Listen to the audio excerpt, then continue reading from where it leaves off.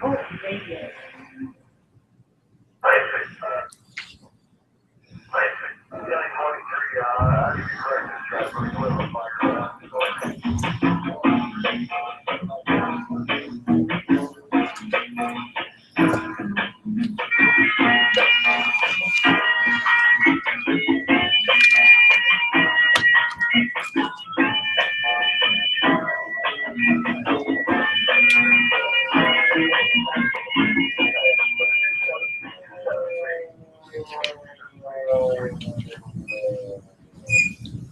And good afternoon, folks. Welcome to FDIC International 2015. And here on the training office, the official show of the International Society of Fire Service Instructors. My name is Al Schlick. With me, as always, is my friend, Chad. Chad, how are you? I'm good. How are you, sir? Outstanding. Very good. Chad just got into town. We're a little bit shot out of a cannon this afternoon. Mostly for me, anyways, Chad. Shot out of a cannon because of this morning's opening talk with Chief Halton. Just an outstanding occurrence every year. Folks, if you don't get a chance to do this very often, I apologize. I take it for advantage or take it for granted. I'm sorry. I come to FDIC. I've been coming since it was in Cincinnati. I don't know how many years it is. I don't do math well. You're aging yourself. That's what I'm afraid I am a little bit. But I've been coming here for a while, and the keynote, Chief Halton, he's been doing it for 10 years, which I didn't realize he mentioned this morning. He's been doing this for 10 years now, and it seems like it just started. But I remember back in the old days. But got everybody fired up this morning and charged out to go to our first class, and just really having a great time. Folks, here we're going to have our show. This is an abbreviated version of our show. Chad just got into town. We're going to talk to you for about the next 20 or 25 minutes. I am told someone from the board of directors from the International Society of Fire Service Instructors will be here with us today. Consequently, just so you know, I ran into all of them. We had some conversations before, but I ran into them in the men's room of one of the local restaurants the other night. The entire board. That was a little bit weird. I don't know if they're having a meeting or how else I go there, but yeah. So they said they're going to try to get somebody by. Of course, they're very busy this week at FDIC International 2015. Lots and lots of stuff happening. And first of all, Chad, you've been obviously down here before. And absolutely. I think the quality of classes, the amount of stuff that you can see, coming from small town USA, Stillman Valley, where I come from, an event like this is absolutely huge for us to be able to attend. If you have the ability to get down to FDIC, it's wonderful. The products that you can see. If you're looking for anything in the fire service, anything at all, from any size department, you can show up at FDIC and you can find it. You can find great deals on things. You can find great information, even if it's just taking information back to a department. Aside from all the training aspect of it, the amount of stuff here is just phenomenal. We're overlooking a smaller room from where we're at right now, and it's huge comparable to anything that's where I'm from, but it's filled with apparatus as well, and that's not even the big rooms. So lots to look at, lots to see, and lots to do. And starting right off with that, I can't apologize, shot out of a cannon a little bit. What we've been doing this week, so if anybody just to kind of do a quick walkthrough of FDIC 2015, the first couple of days that we have down here, it's pre-conferences. We do there's pre-conference workshops and hands-on training evolutions. They were showing us some video this morning that was shot from the hands-on evolutions. Oh my God, the amount of firefighters. I think there's a mention this morning, I think they did 6,000 firefighters, and the logistics alone and moving 6,000 people around. And it's all throughout Marion County, Indiana, and I think even maybe beyond. They bring folks in, they bus them around. It's just amazing what they do. But the quality of the hands-on instruction, Chad, where else can you go to find West Coast, East Coast, everybody in between, and really get an opportunity to learn from? I really think it's the best of our service. Absolutely. If you're on social media at all, and you click onto anything, pardon me, and you type in social media, or you follow people or so forth with the social media, you'll find posts this whole week about FDIC, and prior to this week about FDIC, you'll see pictures of some amazing things if you can't make it. But this is an amazing event to be at, and like Al said, the behind the scenes of everything that happens here is amazing. Like I said, I just got into town, and it was very nice to show up where you're at. And if you don't know where you're going, it's pretty simple. You ask a fireman, you're going to get to where you need to go. Absolutely. This morning, the mayor of Indianapolis, Greg Ballard, came in, and Greg didn't know this. I've been the mayor down here for the last 8 years. Noticed everybody today he's not going to be running any longer for office, but was seems like he had a great relationship with the firefighters here, but they welcomed us. This is such an important event, not only from the stuff that we do at home, certainly the information we bring back to our home, but it's a big event for the city of Indianapolis. Just think about 32,000 firefighters. And just, again, not to bore everybody with numbers. I always love numbers, even though I'm horrible at math. 32,000 folks attending, representing, I think, 52 or 54 countries. Oh my God, that is so cool. The only thing I didn't find out is how many states. I'll bet there's got to be somebody here from every state. I had a chat the other day with someone from Alaska, which is about the end of the year from us, I think, but really had a great time. So getting back to what I was chatting about before here on the training office, and certainly on the Google Hangout, everybody's listening along. If you haven't had the chance to get down to FDIC this year, every year they do make available some of the keynote stuff for the multi-ceremony. So folks, if you get an opportunity to see Chief Halton's address this morning, very, very moving, and actually said some very nice things about the folks on the Google Hangouts and all the bloggers and everybody that does these things. So it's really great to hear. But the first couple of days we talked about before, hands-on training, and then there's also some pre-conference workshops or classroom stuff. And I was fortunate enough this year to be able to do one of those training compliance. That was a big part of, obviously, the things we've talked about here at the training office.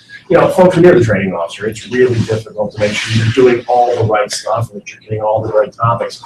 Now, not a big proponent of training just to make sure you're getting all of the compliance stuff done, because that's not a lot of fun. But there's some things out there we have to do. So we did about a 4-hour workshop on all the stuff that you have to do, just kind of stay out of the trouble or stay out on either radar when it comes to NFPA or ISO or even a POSHA or your local or state labor organization. So it was well involved. We had about 50 people there, and the best part was when he left. So that was good. The reviews were well. It was awesome. But I'll tell you what, the thing why I was so proud about that when we left, there was, again, these pre-conference workshops, the hands-on training, the workshops, literally the best of the best when it comes to our service that were there, and you really had a lot of choices. Now, I want to talk about choices this week, and Chad and I were already chatting about it. We came around, we just took a little walk around the convention center here, a beautiful facility, really nice, amazing. Nice, and I've got the book in front of me, folks. If you haven't seen it, if you're following the Google Hangout, I've got the book here. So many options,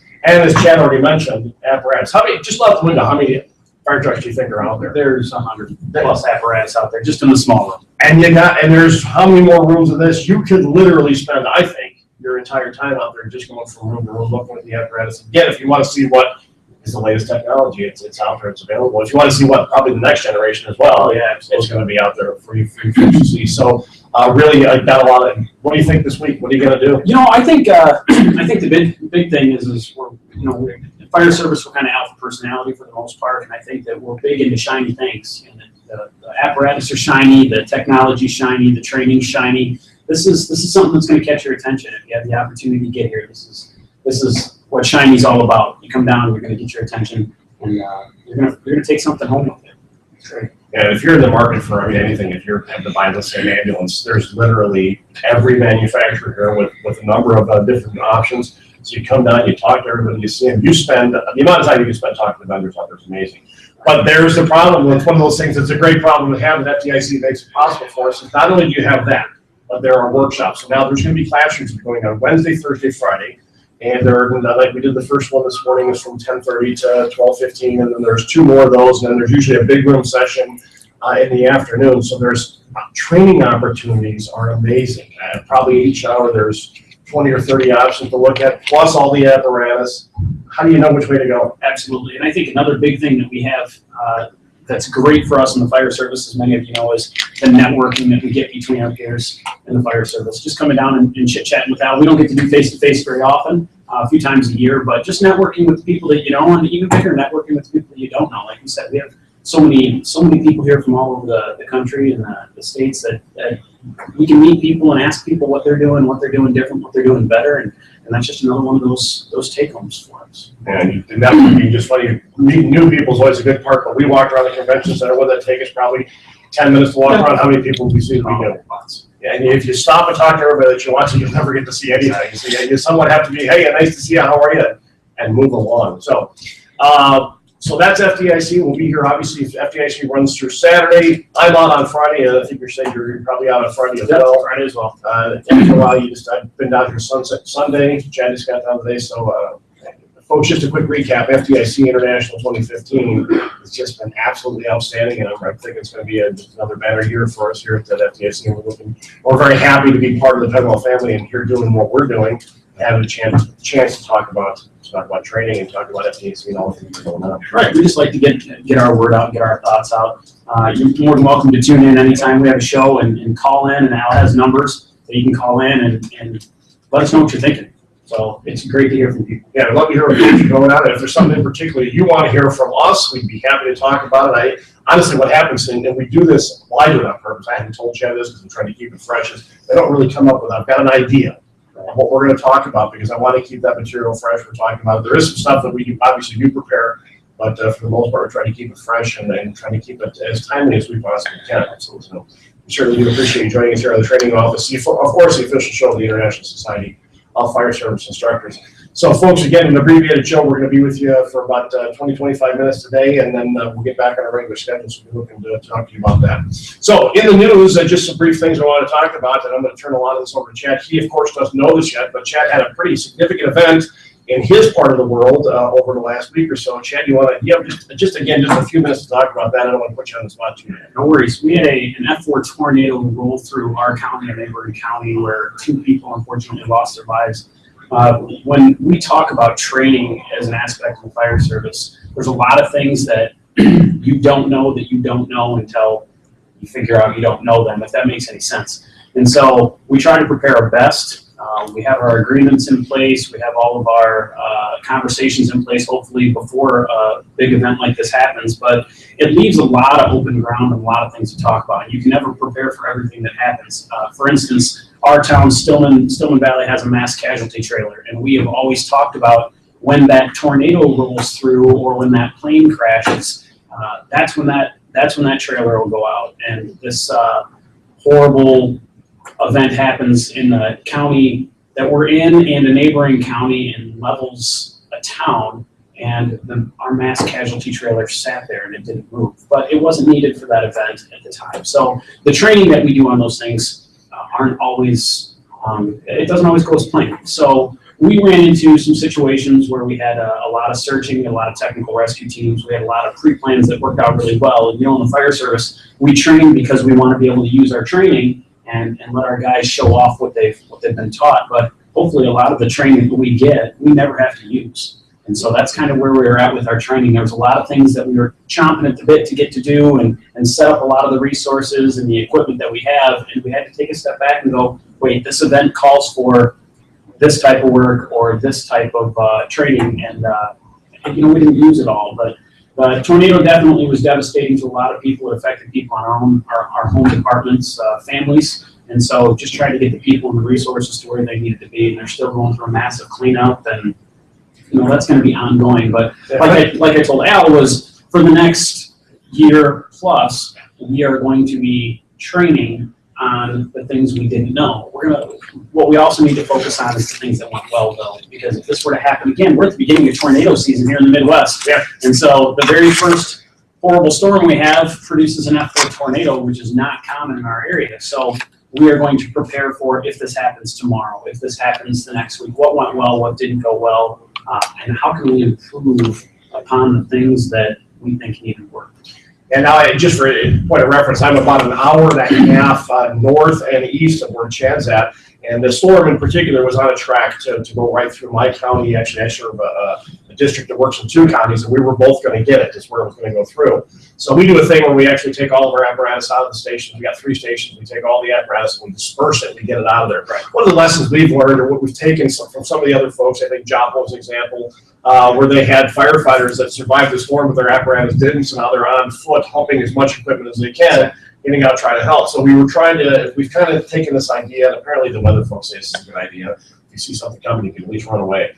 So we dispersed all of our apparatus, and part of that, we're out doing weather spotting. So I got a call from the EOC and said, hey, we're doing this. Are you available to get out? And they assigned me an area. So I was out there, and we sat out there watching the storm. It was a wonderful storm. I don't mean to say that in a bad way, but the lightning was really something. It was something to see. So we're out there. And I'm just sitting in my car and I have an opportunity to sit and listen everything that was going on in Chad's part of the world. We use in Illinois a system called MACE, mutually box alarm system. Again, I don't know if folks are familiar with that, but it's basically just an automatic mutual aid system that you can call and get resources, and I'm able to listen to that frequency, and it's actually repeated, so I can hear it, and I have in my vehicle, I can listen to it, and I was listening to a lot of stuff that's going on there. You want to talk about a professional response. Now, these towns that were hit were small towns. They're volunteer fire departments, very little resources, but oh my God, when it hit, I think Al's opinion of what was going on down there, you were to think of it, the training that has to go on to make this is a major event that comes once in a lifetime, I think, for most folks.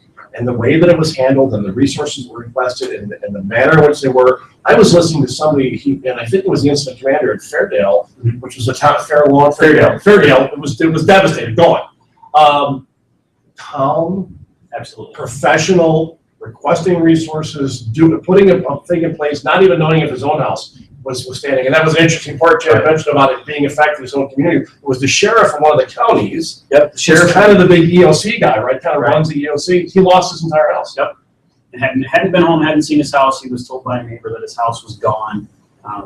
Thank goodness his family wasn't home, and they'll rebuild, but wasn't there. And I think that goes back again to our training and what we're taught, that if we come into a situation and we stay calm, that hopefully we bring some calm to everybody else that's had an emergency. Somebody told me once that the emergency is over once we show up, and take that for what it's worth. But if we get there and we act our part, we rely on our training, and we fall back on what we know, we're going to effectively make the situation better, we hope.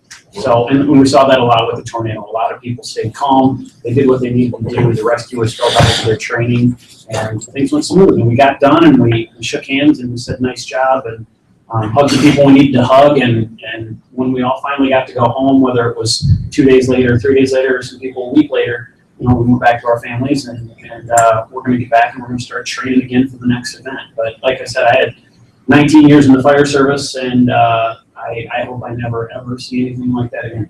So the level of devastation is amazing. And there's some interesting things. We were talking about the sheriff losing his house. I heard a great story, not a great story, but an interesting story about one of our state, and again, sorry to spend so much time in Illinois, but our state has several technical rescue teams throughout the state. They're maybe supported, locally supported, and then we also have a state USAR team. Now, the state USAR team was not brought out. I guess some assets of it were brought out. But the local technical rescue teams were brought out. One came out of Rockford, I believe, and some other areas came up. Edgar's came up. And at one point or another, they were going house to house searching, and they came across a house that had a live monkey in it. He was not happy. Monkeys apparently don't like tornadoes, so that's your tip of the day, that he does not like it. And I was talking to someone that came down for debris removal. They said, I went by the house. I'm sorry, this is not funny, but they had spray painted on the house. Caution, live monkey in the house. And the folks were in the house. Yeah, there were pictures. There was a lot of pictures of that. Yeah. So I was actually standing in a gentleman's driveway who had lost his whole house. It was still nighttime. It was still just after the storm. They had done a primary, secondary search of the houses in the subdivision, and there was a mangled car in his basement. That was the only thing really left in there besides some debris. And I was talking to him, and he kind of chuckled a little, and I said, what kind of car was that? And he said, I really don't know. It's not my car. And we're standing in his driveway. So the destruction was, I say the word awesome loosely again, but the destruction was awesome. What we saw and what people had to go through, and hearts out to them. So absolutely. So training wise for that, of course, we have to turn everything back to training. You said some things went good, something went somewhat bad. Some interesting points about that. How do you now, and I'm going to put you on the spot, which I love to do. How do you now go back to your organization and keep the focus on the day-to-day stuff, and not, you just had this huge event, and everybody's going to want to talk about it, and you remember that, because this is a significant event in anybody's life. Absolutely. So now how do you get back and let's lead out, let's go on EMS calls. How do you keep the focus? I go back to, I took a class actually with you years ago about training the training officer. And I'm no longer the training officer, with Deputy Chief as training officer, but we have a training plan, and we follow that plan. We make sure that we have the required trainings out of the way. We have the shiny trainings that we have, but we also have the required, just like the class you taught when you got down here at FDIC. We still have to follow our plan. There's parts of basic fire training that are huge parts of what we do in a disaster, accountability and incident command and size ups. All of the training that we have scheduled for our fire department and for neighboring fire departments in the area is stuff that we're going to use that will help us do our job. And I think that's why the tornado situation went as smooth as it could have gone, was because we fell back on our training. It wasn't just, disaster training that we fell back on. We fell back on size up. We fell back on incident command and NIMS and terminology, and that's how the process works. So if we follow the plan and we make sure that we follow the schedule, then I think that's what we need to do. We stick to it, and we'll be better off in the long run. Now there's going to be some full Saturday drills, and there's going to be some specific training on. I would hope that we see some tabletops and some plans, but we do our normal training that we always would do, and I think we'll work on it. One of the interesting parts about this, and I know Chad certainly has embraced that, and folks, I have to tell you, when you have an incident like this, and I wasn't there, I don't have the experience to speak of, one of the things the lessons that I heard that came back through the grapevine on this is that when you folks responded to this, when you saw the folks from the neighboring fire departments, it wasn't the first time. You know these folks on a first name basis because you're out, you're training with them, you're engaged with them, you're active with them.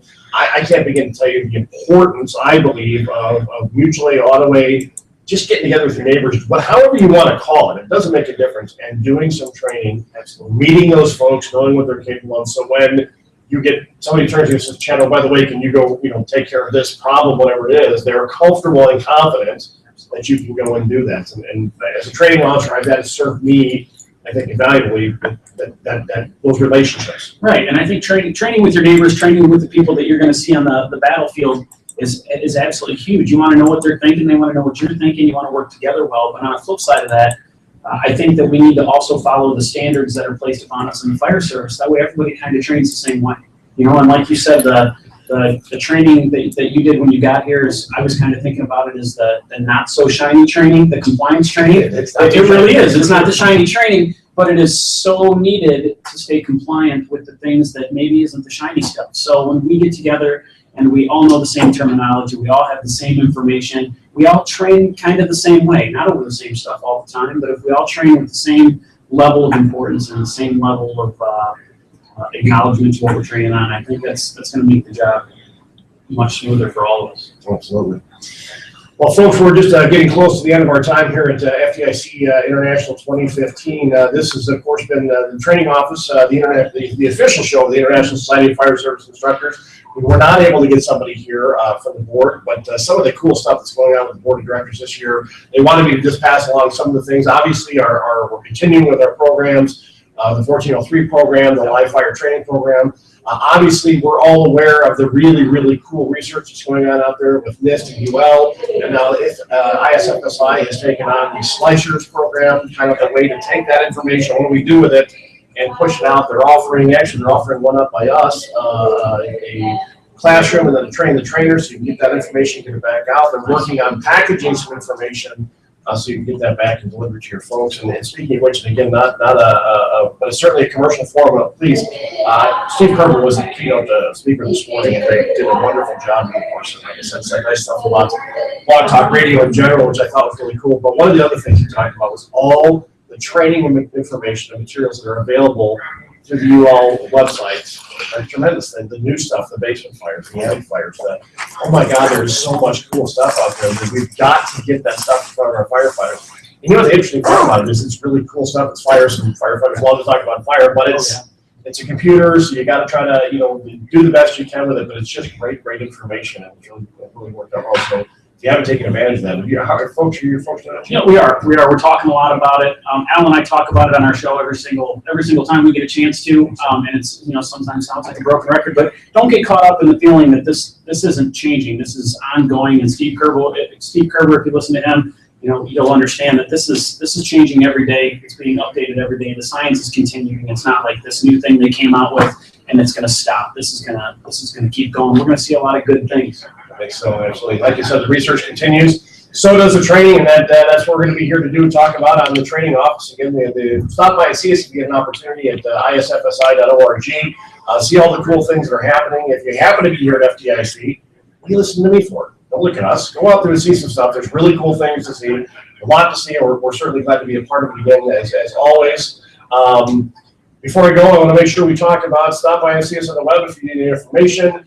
Do take advantage of, they're going to post, I know they post some of the opening ceremonies. I don't know when that'll happen, but they'll get that up on firetraining.com. If you didn't get a chance to get here, we certainly understand that happens. Take a look at Chief Halton's opening address from this morning. It's just outstanding. I can't say enough about it. And tomorrow is another day, and I will certainly get to see some more of that. So, for Chad and Al, here at the training office, it's been an absolute pleasure to spend some time with you here by the Google Hangout or on the airways. Chad, any last words before we go? No, you see us out on the floor at FDIC, stop in, say hi. We'll strike up a conversation. Absolutely. Looking forward to it. We'd like to talk. Come and see us again next time for the training office. We'll be in service. You be safe. Thanks.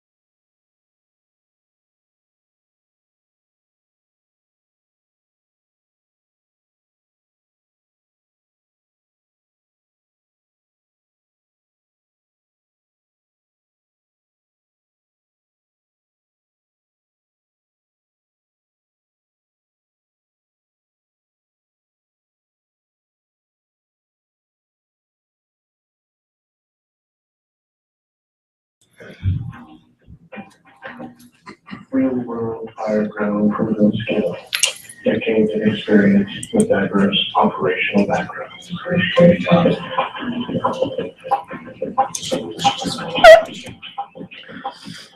Let's start the show. Well, it's not Tuesday.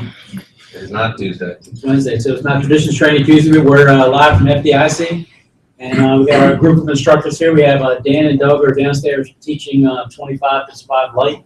So it's 12.5 to survive. Something like that. So those two can be at the show today. And Roger's missing. We haven't found him yet. I'm not sure if he's still over at Cladding or not. But with us today, we'll start over here with Samuel. Introduce yourself. Samuel Little, Lieutenant with Wichita Fire. Larry Schultz, retired from the District of Columbia. Danny Doyle, Lieutenant with Pittsburgh Fire. Nick Martin, Battalion Chief of City of Columbia Fire. Tony Keller, Chief of the Kentland Volunteer Fire Department. Is that right? Did you have a fire truck mess up here recently? Easy one. And Ricky Riley from the Clearwater Fire Department, the President of Traditions Training. So I want to hear from the hot guys first. How many students y'all have on Monday and Tuesday? 120 between the 2 days? Not instructor. But, 160 each day, right? Yeah. So 120, plus I think they had like 4 or 5 companies on duty from around the area just come over and hang out. So, maybe 130, 150 or so. It was good. It was very windy. It rained till like 9:30 in the morning on Monday, but we had a great house and, a pretty silly group of guys to keep everybody interested. What do you guys think? Yeah, I definitely think we powered through the weather. It was dry is better than anything else. So that was awesome. And the house that we were able to get this year, we were able to do a ton of different things, and even more than last year. We added a roof component in, actually 2 different sides of the roof component. And we were able to cover a lot of stuff in an 8-hour day, which would normally be a 16-hour day for most of what we do. So, and it was just a taste for most of the students, but it was good stuff. I'll tell you, I think I got to do a little saw work this time. Usually I end up on the doors, and it was refreshing to do something a little different, and it kind of keyed me into some of the specifics of that I don't usually get to focus on. And then I also think I focused more this year on the fact that this is supposed to be the instructors conference, and we're supposed to be giving guys, things to take back so that they can teach it. And, we did a lot of stuff like going over how we set up the stations and how, they could cost effectively set those drills up in their own firehouse. Sammy built an awesome simulator for hockey puck blocks, how to cut them, which is obviously first, really good metal cutting experience, and then second, a pretty tough block to deal with if you don't know what you're doing. But the challenge with it is usually, there hasn't been a good way to do it before unless you glue $25 per person on a lock to cut. But he designed this thing, which you can probably see in some of the hot photos, or maybe we'll throw some on the Facebook page, where you could, probably for what, $50 or something, the metal shop, build a prop that you can have everybody have that experience. Yeah, my driver helped me build it. He's a good welder, great mind. And that's part of what this is really about, is surrounding yourself with great minds and just sharing, taking it back and making it better, and coming back next year and sharing again. So you guys got the break stuff. Oh yeah, great stuff. So us PowerPoint people, what do the PowerPoint people do? What do you do Monday morning? You're not going to make a joke, right? I was going to. So whether regulators were not on the radio, but on like 5 things, so you can look at that way. Weather regulated. It was a beautiful 70 degrees. Yeah. Relative humidity was right about what? It was nice. Lighting was good. Inside the classroom, it was a steady 74 degrees, sunny and bright, all good attitudes. But no, we started off Monday morning with some fire department leadership stuff. Had a really nice crowd there, very active in participation, and we tried to avoid making it a support group of people who struggle with fire department issues, and really moved past that and talked about ways to resolve issues and requirements that are being placed on leaders in the fire service. And I know that term is used way too freely these days, but really getting into some good discussion, logical thinking, and trying to get away from some of the emotional thought that happens around the firehouse table. So it was a great class, and as always, FDIC never disappoints. About your class there, young fella. It was good. As always, it was a motivator, I would say. We had a lot of positive comments and feedback, not only after the class, but during the class, which was always good. There was a lot of people that brought things to the table that we didn't provide, which was always a good thing. We had a lot of students, if you will, teaching things to the class of their respective problems or respective portions of the puzzle. It was just, as always, it inspired us as instructors, and I think the students as well. But it's a privilege, obviously, to come out and be able to talk about what we do at FDIC every year. So definitely. And I'm sure your co-presenter was edifying to you as always during class. Yes. Made you feel good about yourself. What was the word you used? Co-presenter, edifying. Same can help me out with that. Someone could pass that. And what What does that mean? what Chief Schultz is alluding to is that the two bookends here, luckily we're sitting down for this video, because we are the tallest people in the traditions training group. And it's regularly pointed out throughout any class, both hands-on and lecture. How tall you are, Yeah, I'm at least 6 feet tall. in your mind. Standing on the chair that you're sitting on. Yes.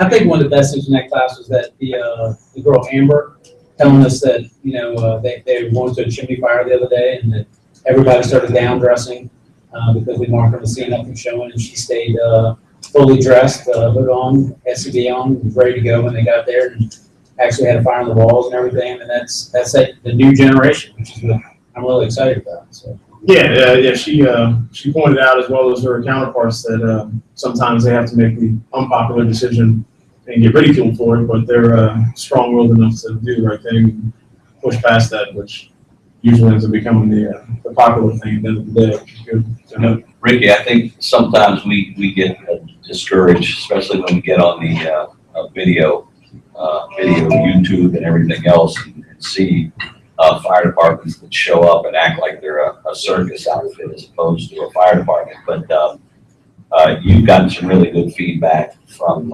another class that Traditions did out in Indiana. I wish I could pronounce the name of the town. Mishawaka, that'd be right. Right outside South Bend. Yeah, can you talk about some of the feedback you got from that? Yeah, Brian Kazmarek. You're going to help me out, weren't you? It's always good to have somebody that knows me. Brian K. I tell you. He, if you don't know Brian runs firefighterclosecalls.com for Billy the Mustache. And he instituted, he took it to the next level. I thought we were doing a lot with combat ready stuff, but he took it to the next level where he was having instituting combat ready drills every week. You have to check them off as a part of your daily routine, which is, putting gear on, masking up, telling them to pull attack lines and stuff. And I guess they had a fire, I want to say like a week after we left, and pulled up on the scene with nothing shown, but it started to go through the processes of, I believe, laying a supply line, pulling a dry attack line. They opened up the front door and shazam, there was a fire. Imagine that. People called and said there was a fire at their house, and there actually was a fire. And they had nothing showing, but everybody acted appropriately, and some of that combat ready stuff came back to pay him back. And because I knew the first week he was taking a beating, I guess, from the troops about some of the stuff that he was doing, and then he came back, and then I guess they had 2 back-to-back working fires here last week, the week before they came out here. So that's a good thing to hear, that sort of stuff, and to understand that that's getting out there. That's obviously, I think everybody here, we'll bring Sammy in the fold here shortly. I'm teaching combat ready, but we teach that for one guy only, and that's Keith Munn. There's a lot of people that want to make it theirs, but it's Pete Lund's, and 5 or 6 of us to teach combat ready. We teach it for him. We don't need to imitate it. We don't need to impersonate it. We got it from the real dude. So yeah, I'd say it's also, besides just teaching that word, we also live by it, which is a lot of hard work. So when you see other departments doing that type of stuff, that's probably the biggest compliment that it pays us as a group and the fire service in general. But definitely best way to, I guess, pay homage to what he did. So that's, when you have a department that actually believes that doing the right thing is the way to go, I think that's the best unspoken comment or compliment you can get. Yeah, because it's certainly, there's nothing fun about combat ready. It's every day they run through that process, whether it's 90 degrees outside or there's cold places, right? Do people get cold anymore? It was in the low 60s the other day. No, All right, bro. You all right, buddy? The snow will melt in July. We're working on it. When we talk about what about red flags? You talked during most of that due to my allergy-induced toner that I was in. Actually, yeah, there's like a whole half of us came out here sick, so we've been trying to recoup a little bit.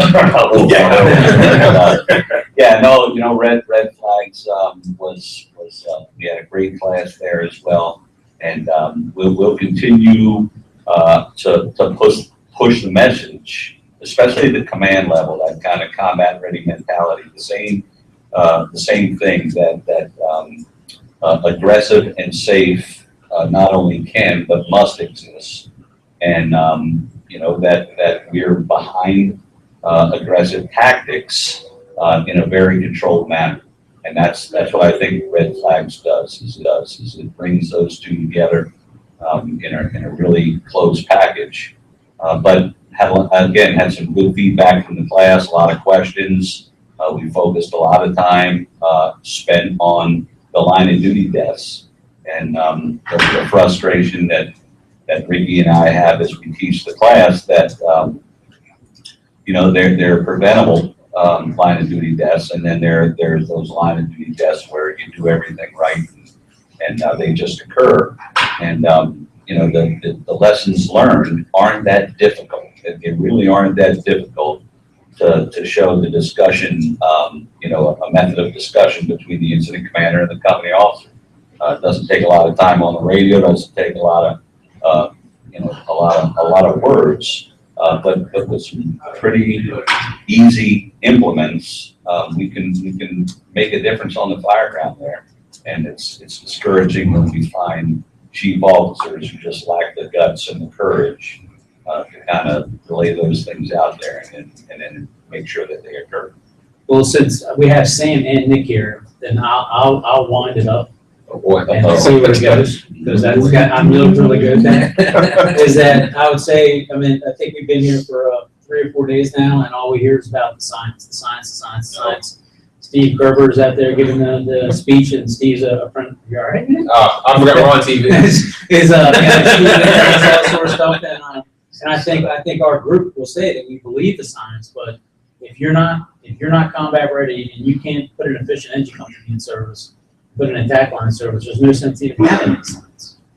I think that's true, and we were just having a discussion, you know, earlier. You know, the 3 of us are all obviously on this upcoming UL panel, and I think that what that first and foremost says is that the discussion is not yet over, but so many people want to act like the discussion is over. And I will go out there and I'll say that I think that we have been, I mean the fire service has been irresponsible in prematurely implementing things and just taking something and run with it when the chapter isn't finished yet, let alone the book. And we're dealing with things that directly impact, you know, our primary organizational mission of service to citizens and property. That is part of it. And I think we're jumping, you know, and I'm not saying, I'm not saying we've done the wrong things. I'm just saying we don't know if we've done the wrong or the right things yet, but we've made changes in textbooks, and departments have completely changed how they operate. And I will say that one of the things that frustrates me is that I get the sense that a lot of people are doing everything they do thinking about us. And I still feel very strongly about the selfless nature of this job, where what about the citizen? You know, okay, maybe that's better for us, but I mean, is it better for them? You know, or have we completely forgotten about that? And we're all looking at you, Sam. Yeah, I'm going to try to handle this gracefully. Sam, say something provocative. Yeah. Say something with a lot of syllables too. Run the numbers. And well, the interesting thing about these guys is, in all seriousness, they're intelligent guys. They understand science. They understand that stuff. So they're not just speaking out of emotion. These are guys who have the knowledge.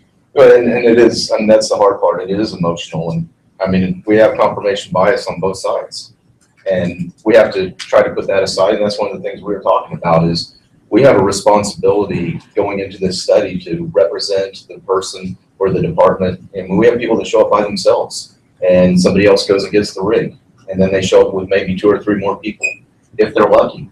So how do we represent them, and how do we represent the people that can't just spray it through the window because of access issues? And that's a lot of responsibility, while at the same time being able to take the new studies and make them relate to what we saw in the other ones, so that we can actually make a comparison.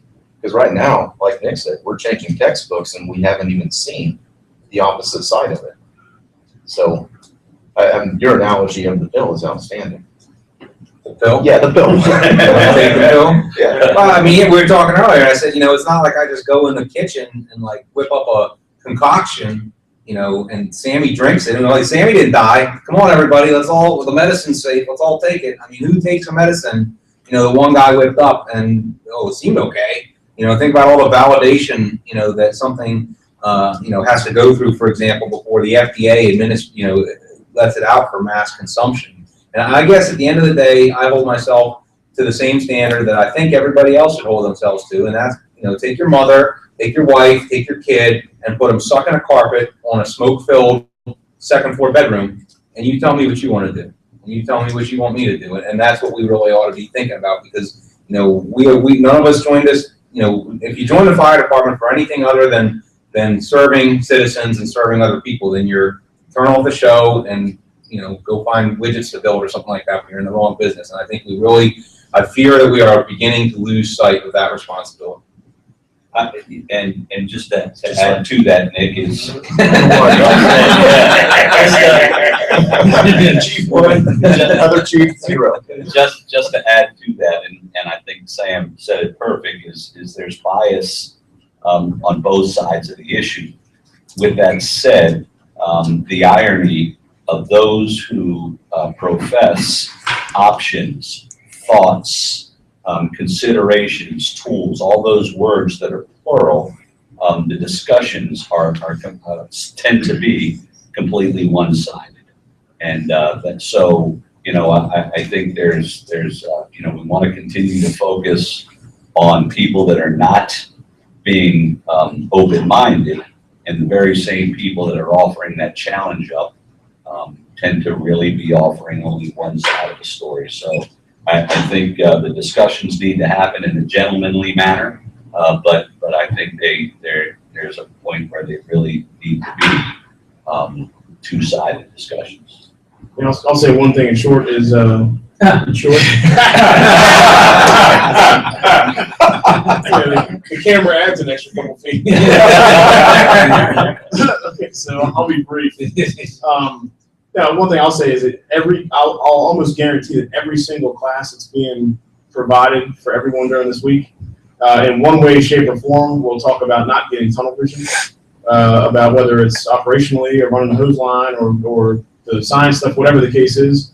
So I think that's kind of applicable on another front as far as, you know, people not getting tunnel vision about everything that comes towards them, because, you know, just like they talk about in our Combat Ready class or another class that's going on as we're doing the show, if you start getting tunnel vision, you start missing the rest of the picture, and sometimes you make the wrong decision. So I think you know, that kind of has its place with just the table talk about what we're doing right now. Just don't get tunnel vision. Not everything's going to work for you. Not everything's not going to work for you. There's certain things that you have to look outside the box to figure out. And if you're getting tunnel vision because everyone says certain things, whether it's us or the next guy, then you're not really thinking for yourself. So No, you're absolutely right. I just don't feel like we're truly being analytical about it. I mean, some statements are being made and they're true. I mean, if we deliver water, the thermodynamics is going to bring the temperature down. We have to ask ourselves, is it bringing it down to a sustainable level for the victims? Is it bringing it down for us? There was a video out there where they bring the hallway down to 500 degrees, but our masks are still cracking and melting at 460. So it's not going to make a difference. And can we make that same difference inside if we're pushing all the heat out? Then if it's all about the low pressure, high pressure game, which it is, which way are we directing it? Well, I mean, I just think it goes back to the end game. We, you know, Chief Schultz was talking about this the other night, or, you know, we were all talking about it. Is if the mission is to never have a fireman killed again, we can solve that right now for, you know, for the price of a cup of coffee. You know, we'll just put a, you know, put a bulldozer and a dumpster and a USAR dog in every firehouse. We'll just go and wait for it to burn down. We'll run the USAR dog through, make sure no bodies in there, and then we'll shovel it on the dumpster. And then we've achieved our goal. But I think that our goal really ought to be, you know, I think you notice the guy who said that, the only one at the table. I'm the only guy without a job. but shouldn't the goal really be to do the most and the best possible service for the citizen?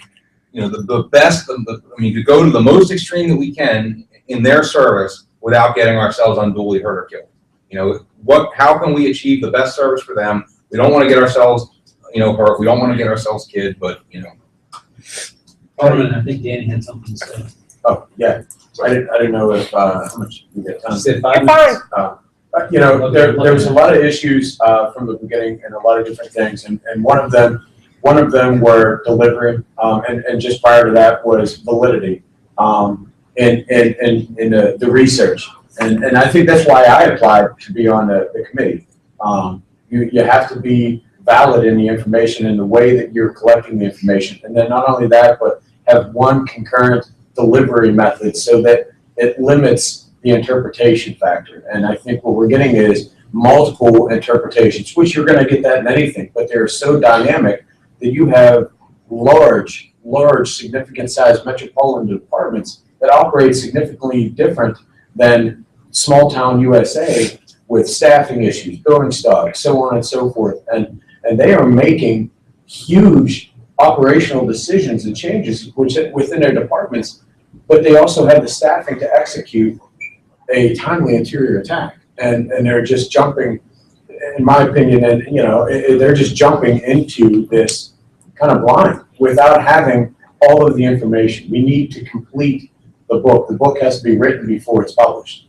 And it hasn't been published yet. And people are already starting to jump to that conclusion. And that's kind of iffy with me. So Yeah, I think where we're going is good. I mean, I really do believe it. If you think that the science doesn't matter, you're wrong. And if you think that tradition, which is basically battle-tested best practices, doesn't matter, you're wrong. It's just going to take time. We can't solve it today, and we're not going to solve it tomorrow, like Kerber said in this keynote. But if we start working towards that, and we get people of various minds working towards it, then we can get there. But we can't start changing our tactics based off what we know now. Do you think it'll ever be cool to wear a UL in this job shirt? I think we'll have a day when that's. I'll tell you in a couple of A years. cool thing to wear. I asked Dan that yesterday. I said, "You guys got a booth here with your UL shirts?" I think we're getting pretty close, and I think it's almost time for us to.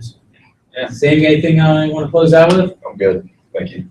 You know, let me say, I know we've had some fun, and Dan Madrikowski, who's been a friend of many firefighters, and the very first thermodynamic modeling was done with Dan on the Cherry Road line of duty death of two of the comrades that Nick and Tony and I worked with. So, you know, I hope the discussion is not taken in a negative way. The final piece is this: in the last 5 or 6 weeks, every video that I've watched on YouTube, or nearly every video, is discouraging in that it takes an excessive amount of time for water to be applied to fire on a structure. Firemen are showing up not dressed, don't know how to operate their apparatus, and we have people who want to inspire others to think that tradition is bad, just like Sam said. So go back and look 60 years ago, the traditional fireman was somebody who was committed to community, committed to others, committed to taking risks and understanding that the way to maneuver through risks by being flawlessly trained. So please keep all that in mind as we look and we try to think what the words progressive and modern mean, and then again, just do your own comparison and start to begin about which ones really are proven and tested the same. So. You have to drop the mic right there. Yep, I don't know what to say. Danny? You said enough. Yeah. Just slide it in there more, just. Take the bill. Here's your bill. No, I'm thankful for, this week here is a rejuvenation week for the fire service, or most of us that are here this week are like-minded individuals and want to do good in what we do. So I am thankful for the opportunity to be here, both teaching and attending, and it's just a good time with good friends. I don't know about rejuvenating, I'm exhausted. I'm I'm exhausted. 'cause That bill's not. That's not obvious. The last 20 minutes, you come here and you pour everything you got into the fire department for like 22 and a half hours a day for 6 days with all the best people you could possibly be surrounded with. And it's good because you pick up, different things on who's doing what or how to do it. And it's good because you realize that the problems that you deal with or whatever, nobody's reinvented those. Everybody's got the same kind of issues. I'm just thankful to be here. Tony? Keep it short. I'll keep it short. Keep it short. Don't feel bad. I asked Ricky if my white shirt made me look fat. He said, no, it's your fat that makes that. We got like 32 seconds. All right, well then, 33 seconds. Stay passionate. Cue the music. And if you listen to our radio show every week, please keep on listening. Go take a class and learn something. And then you can cue the music. There you go.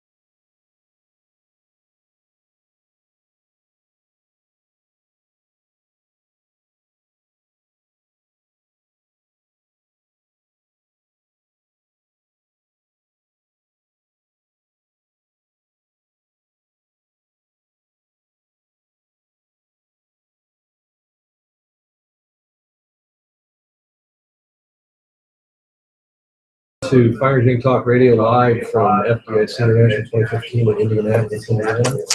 That was Traditions Training Guys.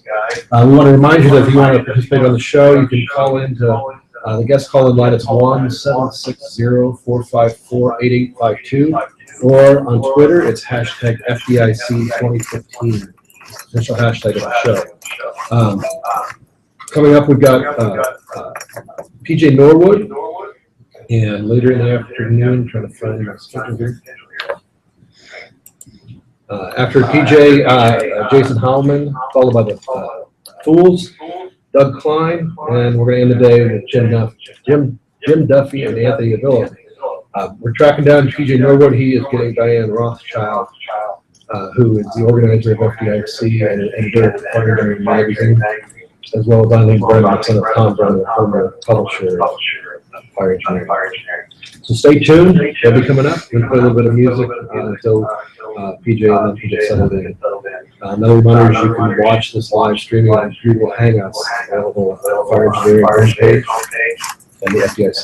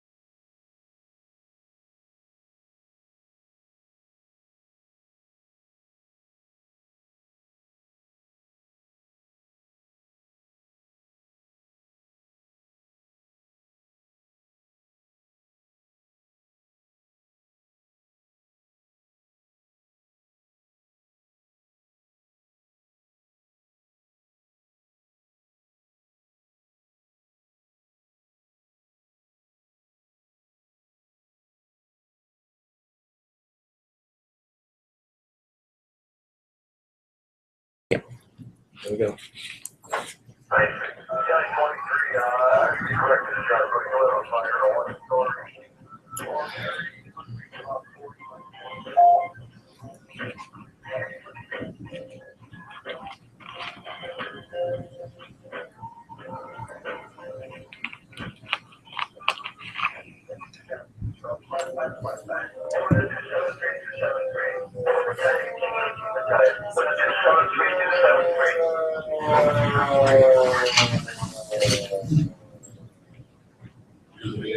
Good afternoon and welcome to our live show for FDIC 2015. This is the PJ Norwood show at Fire Engineering Blog Talk Radio.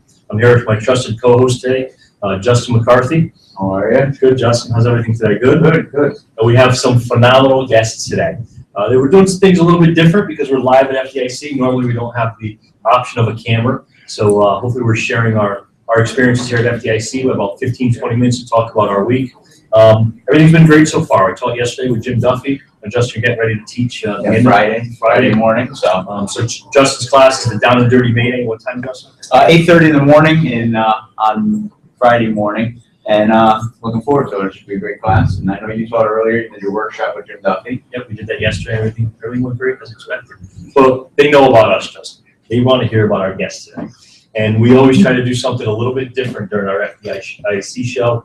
Normally we bring the authors, books and video authors onto our show. That's kind of the platform of our show. Well, doing something a little bit different today since you're live from FDIC, we're bringing some of the hard workers behind the show. Some of the hard workers who make the show really what it is. And one of those individuals sitting right next to my right is Diane. And Diane, as we know, works 368 days a year for the show to make it successful. And I think 368 days a year is probably not even enough for everybody. No, I'm sure we're ready for next year already. We just don't know it. We don't know yet. The call for presentations is online already. So I'm sure when we get back, people have already applied to teach next year. That's excellent. Why don't you talk about that a little bit? First, let's tell our listeners a little bit about yourself and how long you've actually been doing this and what you longer than anybody. I've been here 26 years. I worked for Penwell when we just had Fire Engineering magazine, and now we have 3 fire magazines, 3 fire websites, and a gigantic trade show at FDIC. So it's pretty exciting. The company has really grown on the fire side.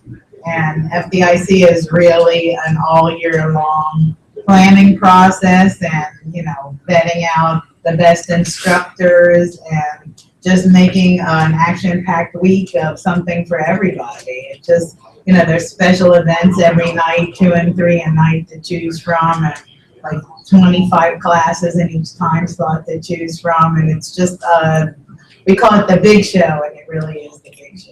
It absolutely is. And for our listeners that are at home, you could follow along with all the activities of FDIC, especially on Twitter under the hashtag FDIC 2015. Good way to keep up to date with everything going on. And we stream live the opening ceremony and the general sessions on Wednesday and Thursday mornings from 8 to 10, so you can see the big speakers you've been missing. And we archive every little bit and piece of the show on FDIC.com all year long. We repurpose some of the popular classes as webcasts, and we try to reach the audience that can't necessarily come to the show. Which is great, because we know, unfortunately, every firefighter across America can't be here to sit in Justice's class on Friday, or my class earlier in the week, or the other 200 and change classroom about sessions. 300. About 300, not including, you have the pre-conference classes, the hands-on classes. So we know there's a lot of firefighters still home watching this today, listening to the show, but also looking for the live streams. That's a really, really good thing that you're able to do out there. And now, for many of us, as instructors, it's more than 1 week. Between applying our program and building our programs and practicing and actually getting here. But for a lot of the attendees, this is just 1 week for them. One action-packed week of classes, fun, networking, and socializing. And one of those individuals that I know I've come to appreciate seeing during this 1 week is Eileen. So I want to introduce Eileen Brennan. Eileen Brennan is one of those faces that, as an instructor my first year, nervous as heck. You're coming into the show as an instructor, and you get to meet many friendly faces. And Eileen was standing there in the corner, and I had no idea who she was. She didn't know who I was, and she reached out. She made me feel more comfortable. So Eileen, why don't you tell everybody who actually may not know who you are, what your tie is with FDIC and what you do here during the week?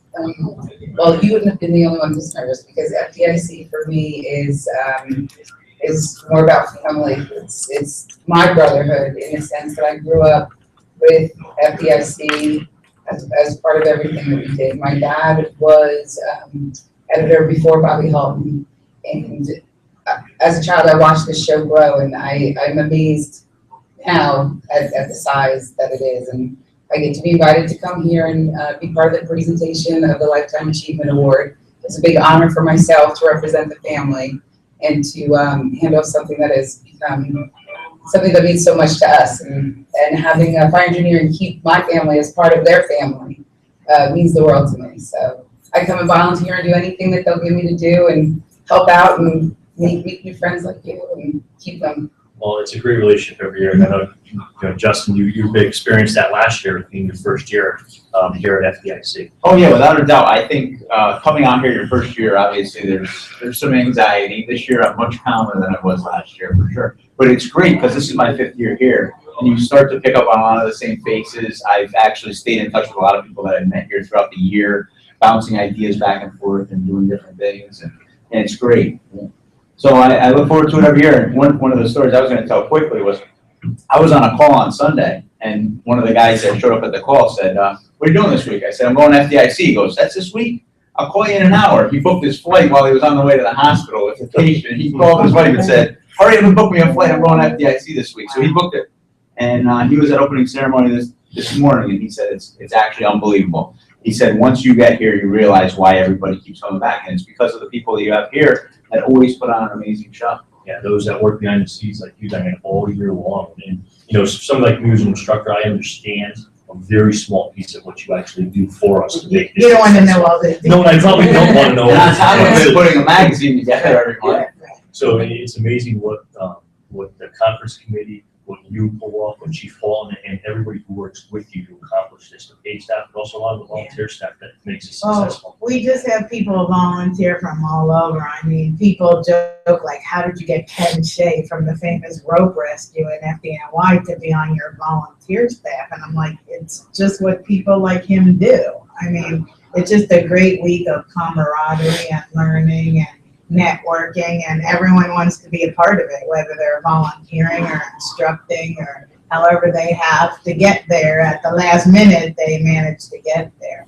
And I wanted to mention that this year in particular, we rebranded our name to be FDIC International, and we have classes that are being taught in Spanish, and we have a lot of instructors from Europe, but a big part of our international audience is Canada, and Cynthia Ross-Tustin is a fire chief from Canada who's been teaching for us for a number of years, and we get a big contingency from Canada. And we really appreciate the support of, our more local international people like her and her department, people in her surrounding towns who come and teach and support us and help us with the international aspect.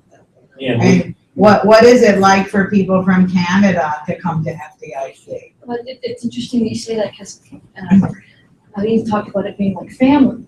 And once you've been here a little bit, it is like family. But before it becomes like family, it's what you aspire to.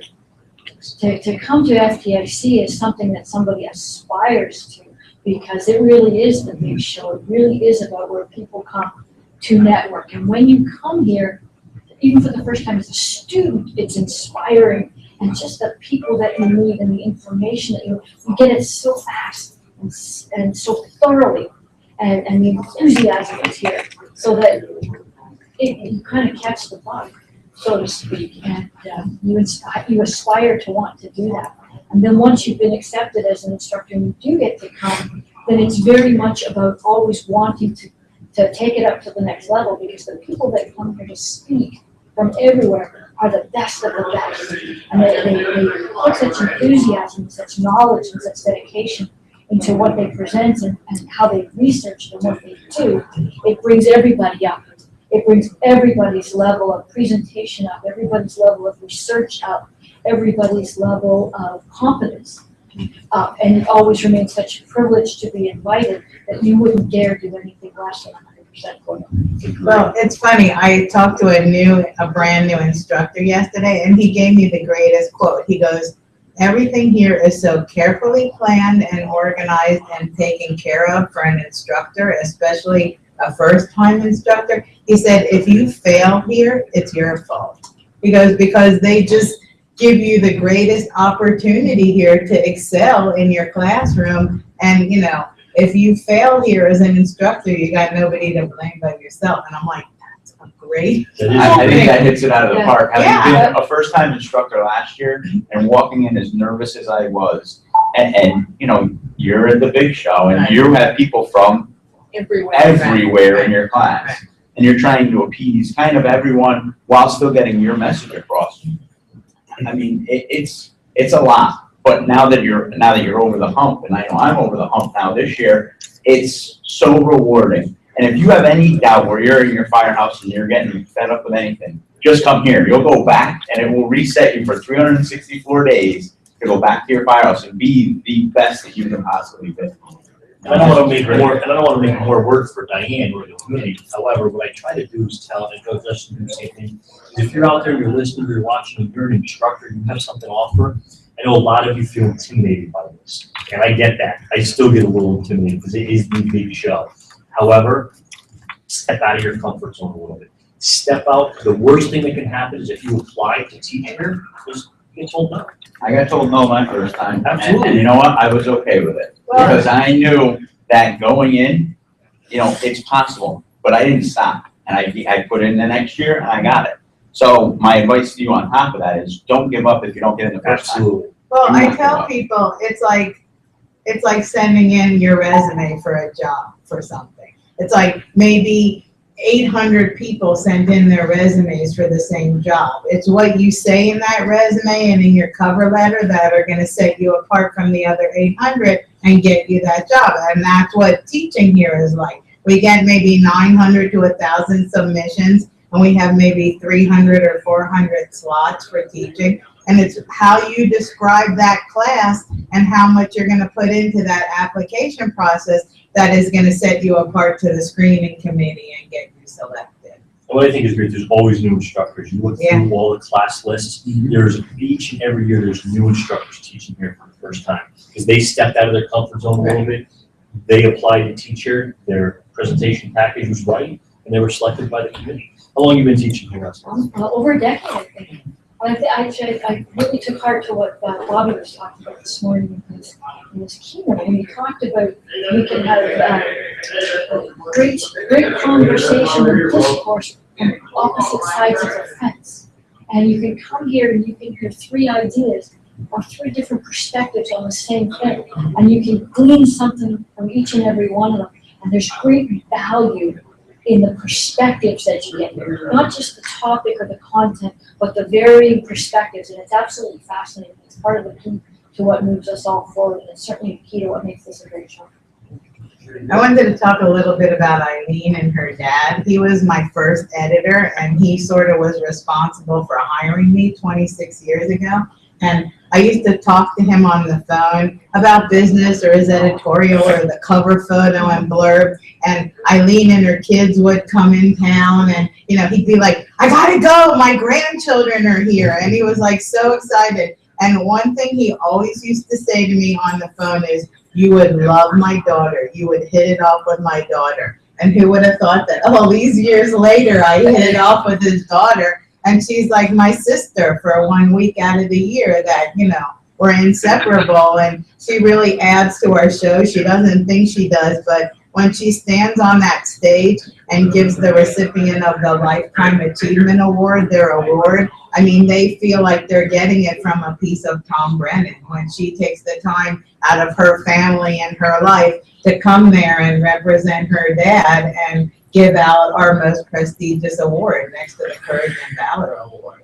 Yeah. So, I mean, she jokes that, I'm just a Vanna White up there and you can buy a vowel. But I can speak. But every single recipient we've had always comes up to me afterwards and says, it makes this much more special that, Tom Brennan's daughter was there to give this to me. So say what you want, but he was right about a lot of things, and one of them is about how special you are to the people that come here every year. Well, I can definitely say that everybody here just becomes that special. I don't have the fire knowledge that you all have, but the passion across the board that FDIC passes on to its students, it's like being a 20-year-old young Italian and going to see Rocky for the first time. Everybody comes out of that opening ceremonies like they're on their way to their first fight, and it's inspiring and it's uplifting. And even without fire in my education, but certainly in my passion, there's so much love when you come here, and you can't leave here but wanting to go home and inspire everybody in your department and become more, and then bring more to the plate. It's contagious. You are the future of the fire service, and that's how I grew up. So you need to bring the knowledge. Like, if the service is yours, you bring it, you learn it here, and you can take it wherever you want to take it. And, we're forever thankful, for the messages your father has taught to all of us that still live in the hundreds of classes that are going on. Your dad's name is mentioned probably as more than the classrooms. Every class, he has taught all of us something. So to have you here to present the Lifetime Achievement Award tomorrow, which our listeners can watch direct online streaming during opening ceremonies tomorrow, it is phenomenal. And it really, even sitting in the audience watching that, we feel that a piece of your dad is still here with us while you present that award. It's really, really good for us. I do promise you, he loved his family, but he loved his brotherhood as much, and he felt that firefighters needed to be taken care of, come home safely, and he just always wanted more for brotherhood. And his message lives on. And I never realized that he was the one that hired you. He did. So That's a funny story for another video. Probably off the air story, right? But he's brought on so many things to fire service, and every day I learn different things that he's brought. And look at the impact that you're having on the fire service with everything that you do. Yeah, but you may say indirectly because you're not out throwing a ladder or cutting a hole in the roof or putting water on fire, but we couldn't do that, and the firefighters Trust Fair couldn't do that without a show like this. So yes, it's indirectly, but it's a huge part of the fire service. The facility. The glue, more than that. That is the glue. So we appreciate, I don't know where we stand on time, so we really appreciate, I know your schedule is extremely busy, and you have tons of stuff going on. We're blessed that you have the time out of your schedule to come and join us. But you already said the submissions are online for next year. Yeah, already Do you open. have any quick advice that you can kind of close out with for anybody listening? Don't miss the deadline. The deadline's June 19th, no exceptions. Just try and sell it to us.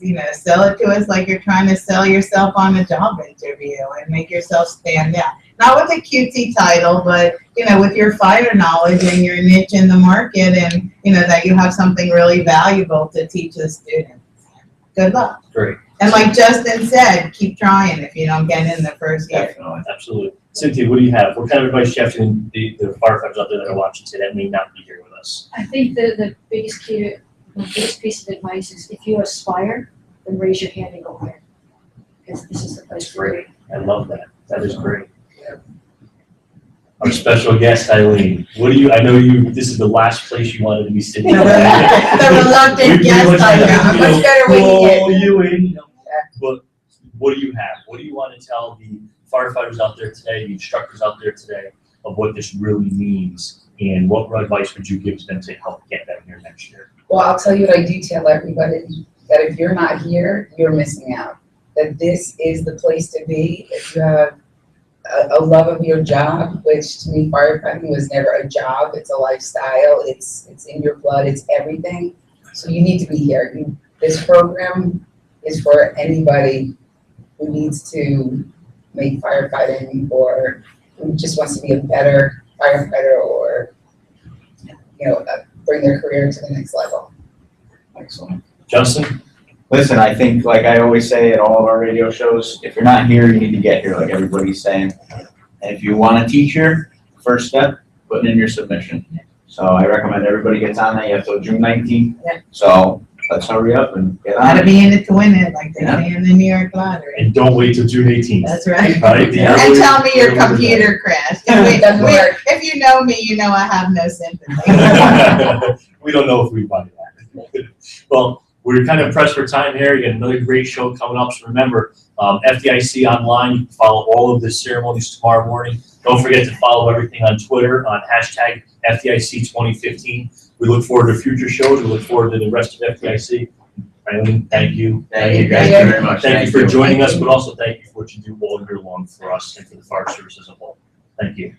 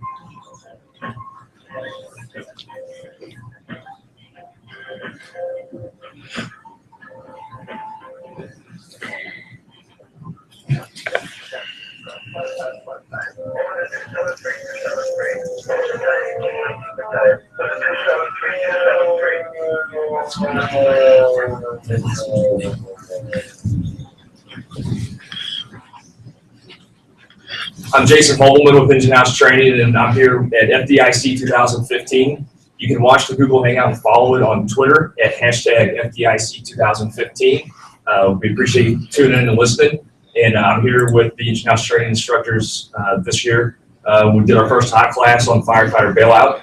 And if you haven't been to FDIC and experienced the level of organization and the brotherhood and just the atmosphere in general, you need to really make an attempt to get here. It's a week-long event. They're going to have over 30,000 firefighters come here for training, brotherhood, instructors to give their time selflessly, get to meet a lot of people and network. And we certainly have enjoyed and appreciate the opportunity to be here. And I'm just going to kind of ask some of the instructors we got with us today, and I'll kind of name them as I kind of see them on the screen here. But to my left is Jeff Hoevelmann from the city of St. Louis, Rescue 2. Not nearly as prestigious as Mario Montero at the end of the table at Rescue 1. I tend to disagree. And to my right is Gary Graff from Pacific, Scott Holsey from Metro West, and behind him is David Connis. You may not see us all, but we'll give everybody an opportunity to talk about what they've been able to do and what we've been impressed with so far. Andy Sears, who makes the wheels go round and round. He's the spokes. Kelly Foster and Andrew Cradle from Florissant. So we just kind of wanted to talk about some of the guys' first experiences here at FDIC. What? Steve Highbright. Steve Highbright. Yeah, he's quiet. He's a quiet kind. But Steve Highbright from Metro West, we're missing Frank Lipsky. He's tutored up for his classroom today. And if you're on the floor somewhere listening or paying attention, find his class. So some things that stuck out for us for our first high class was number one, we wouldn't have done anything that we were able to do without Penwell Fire Engineering, Bobby Hall, and Diane Feldman, Rothschild now, right? I always get that wrong. It's been Diane Feldman for so long. And the whole crew at Fire Engineering, and we just want to give them a big shout out. And they are truly top shelf professionals when it comes to doing these conferences, and their focus is the student and making sure that everything is wrapped up tight. We would be remiss if we didn't mention our site supervisor on the hot class, Deputy Chief, retired from the city of Chicago, Paul Martin. Fantastic. Yeah, logistics was awesome. So I'm just kind of go around the table and let the guys talk about for a lot of you, it's your first time teaching here.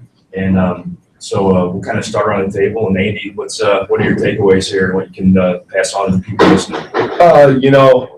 Just thinking, one, I've been coming up to FDIC for a lot of years, just like most everybody sitting here at this table. And this has been the best experience I've had coming up here. One, coming up here with a group of guys, coming up here with my brothers to teach this class, and everybody working their tails off all weekend long, setting up, building, doing everything, trying to prepare for our class on Monday, Tuesday, and it's just been phenomenal. I felt supported. I'm glad we mentioned Chief Martin, because what a great guy, kind of our first sticking our foot in the FDIC pool as far as teaching, and him just supporting us, directing us, getting us started, and helping us along our way. And it's just been a phenomenal experience. It has been something that it's better than expected. Come up, and yet it was us just doing our thing and teaching our class the way we always teach our class, and it turned out fantastic. It was great being up. Yeah, I think it just goes to show when they had the caliber of people, again, in logistics, in operations, and safety. When they put these individuals who are highly regarded in the fire service on these sites, they run them like they would a fire scene, and it was seamless, and he handled everything and gave us a lot of support, being a first-time group there doing a hot class. And remember, if you're listening online, you're watching on the Google Hangout, be sure and check out Twitter at #FDIC2015. And listen, you're going to have shows all day today with some of the best in the business, and we're fortunate enough to be sitting here and following some of those people. So, Gary, what's your thoughts on the FDIC and the hot experience so far? One of the things that I know is, again, FDIC has always been a great place to network, meet people from all over the country that has the same desires and love of fire service as I share. But as an instructor, it was different, because everybody was, at first it felt intimidating because they were all sitting there wanting to share with you. But, after the first class, it was easier to get on a one-to-one basis and really network out with the students, kind of get where they were from, names, and it seemed like there's a different level of networking, if you will. And then, again, coming back today and seeing some of the same students coming back up to you, they enjoyed your class. Hey, thanks for what you did. And it's a very humbling experience. So it's been a privilege to be here, and thanks for having them. Hopefully, next year. I think it's important to note for those that haven't been to FDIC or considered it, and I bet you all of us and folks that have been coming in all day could attest to this, is that when you talk to some people that haven't been there, maybe they're from a small rural volunteer department or a small to medium-sized combination department, or even a small, suburban department, they'll have a tendency to think that this is for big departments or urban departments. And the fact of the matter is, when you start seeing the demographics of the individuals and students that come through all these classes, they range in the most smallest remote area of the country. We had people from Nowheresville, Wyoming, and then you had people from big cities. So don't count out coming to the FDIC because you think it's only for the large urban departments or the fully paid departments. It's for everybody. There's something here for you to take away, no matter what kind of department you're in, whether, again, the smallest volunteer, you don't have to be an officer, you don't have to have, you come here to learn. That's the whole idea. So, don't be afraid to come here because you think it's, you don't belong, because everybody in the fire service has something to gather here. And you're no different. Just the name on the back of your coat is the only thing that's different between everybody that comes through here. So, Jeff, how about you? What do you think? Well, it's just been amazing, running to everyone out in the classes that came through our class and out and about in the town and the classes that's going on today. That it's a bunch of people that have the same passion and drive for the fire service as we do, as I do, and it's just an honor to be here and be with Indian House Training and represent FDIC in a hot class. It's been a great experience, very humbling. I have a brand new appreciation for how much effort goes into training units. That is not easy to do at all. So thanks to Diane and the crew that was out, working with us in those. It was there's a lot that goes into it. Yeah, there was a lot that goes into it. You guys knocked it out, and besides the hot classes, there's a lot else going on here. You got a lot of the special events. We had opening ceremonies this morning with the presentation of the Downey Courage and Valor Award, which is always special. You had the keynote, which today was Steve Kerber from UL, who's doing phenomenal things from a science standpoint to help us take some of the science of what is being found out about fires today and translating that to the fire ground. So, you've got a whole week of classes. You come in, and if you don't want to do hands-on, you don't want to ship your gear to do hot classes, they've got workshops on Monday and Tuesday as well. And they're 4 hours. Some of them, there's still a couple 8 hours out there, and they range from a wide variety of topics. So, keep an eye out for next year's email and Fire Engineering Magazine to get the scoop. As soon as this year's is over, they're already working on 2016, and you don't want to miss it. And again, if you're watching on Google Hangout, get on Twitter and hashtag FDIC 2015. Steve, what do you think about coming into this year? Well, I think Jeff hit the nail on the head with humbling. It is humbling. I've been coming to FDIC since 1998, almost every year. I missed a year or two there. But to actually come back as an instructor it's humbling. Jeff also mentioned intimidating.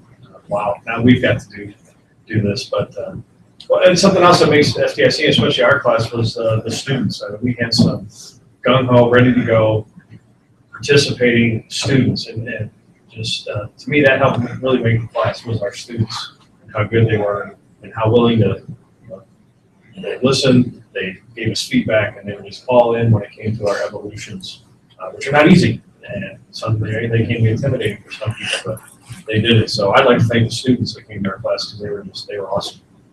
We're fortunate enough at Engine House Training to have the guys you see sitting around the table. One in particular that he's not going to like this, but I think everybody needs to know who he is. He's a 28-year veteran from the city of St. Louis and Rescue 1, highly regarded fire officer in the region that we come from.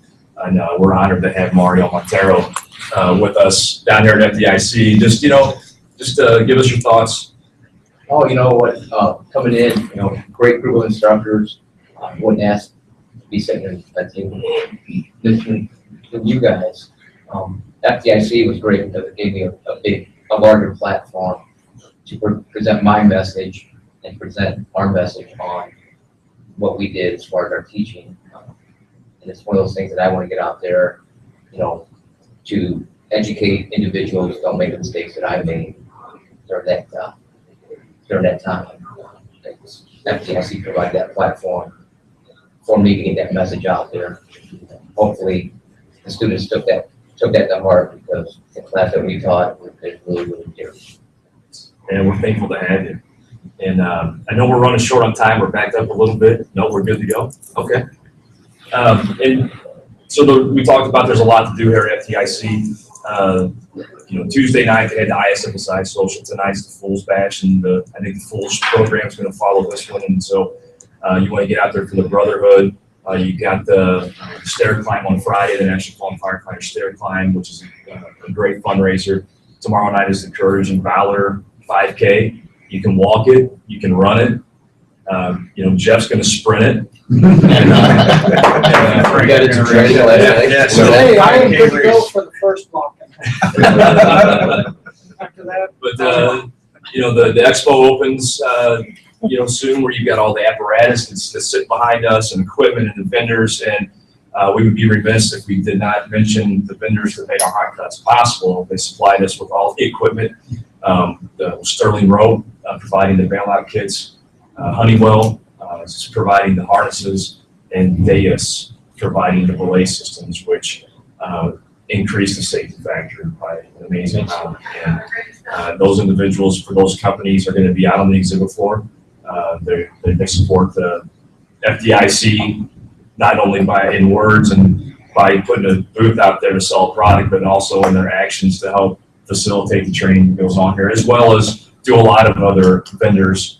Scott, where we were at, was the aerial ops, Pierce apparatus, provided ladder trucks for that.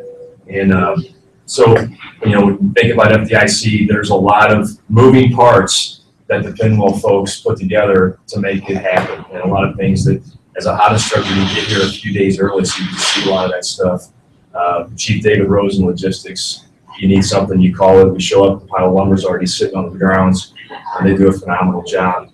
Scott, haven't heard from you yet. What do you think? I mean, I think the theme of the week for us has been humbling. I mean, just humbling and surreal.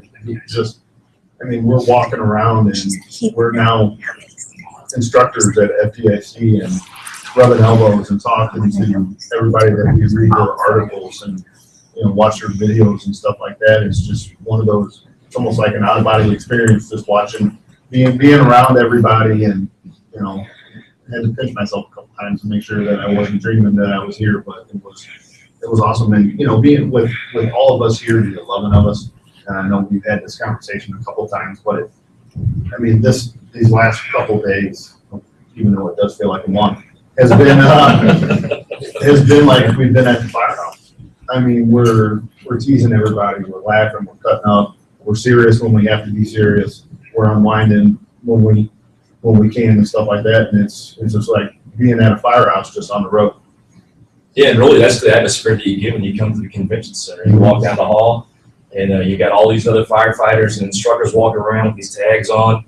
You can see exactly who they are, where they're from, and you get to sit down. And it's maybe not be a kitchen table, but it's a virtual kitchen table. You sit down and you have lunch with people from Tennessee. But once a year, every year, you make the pilgrimage here to Indianapolis to FDIC.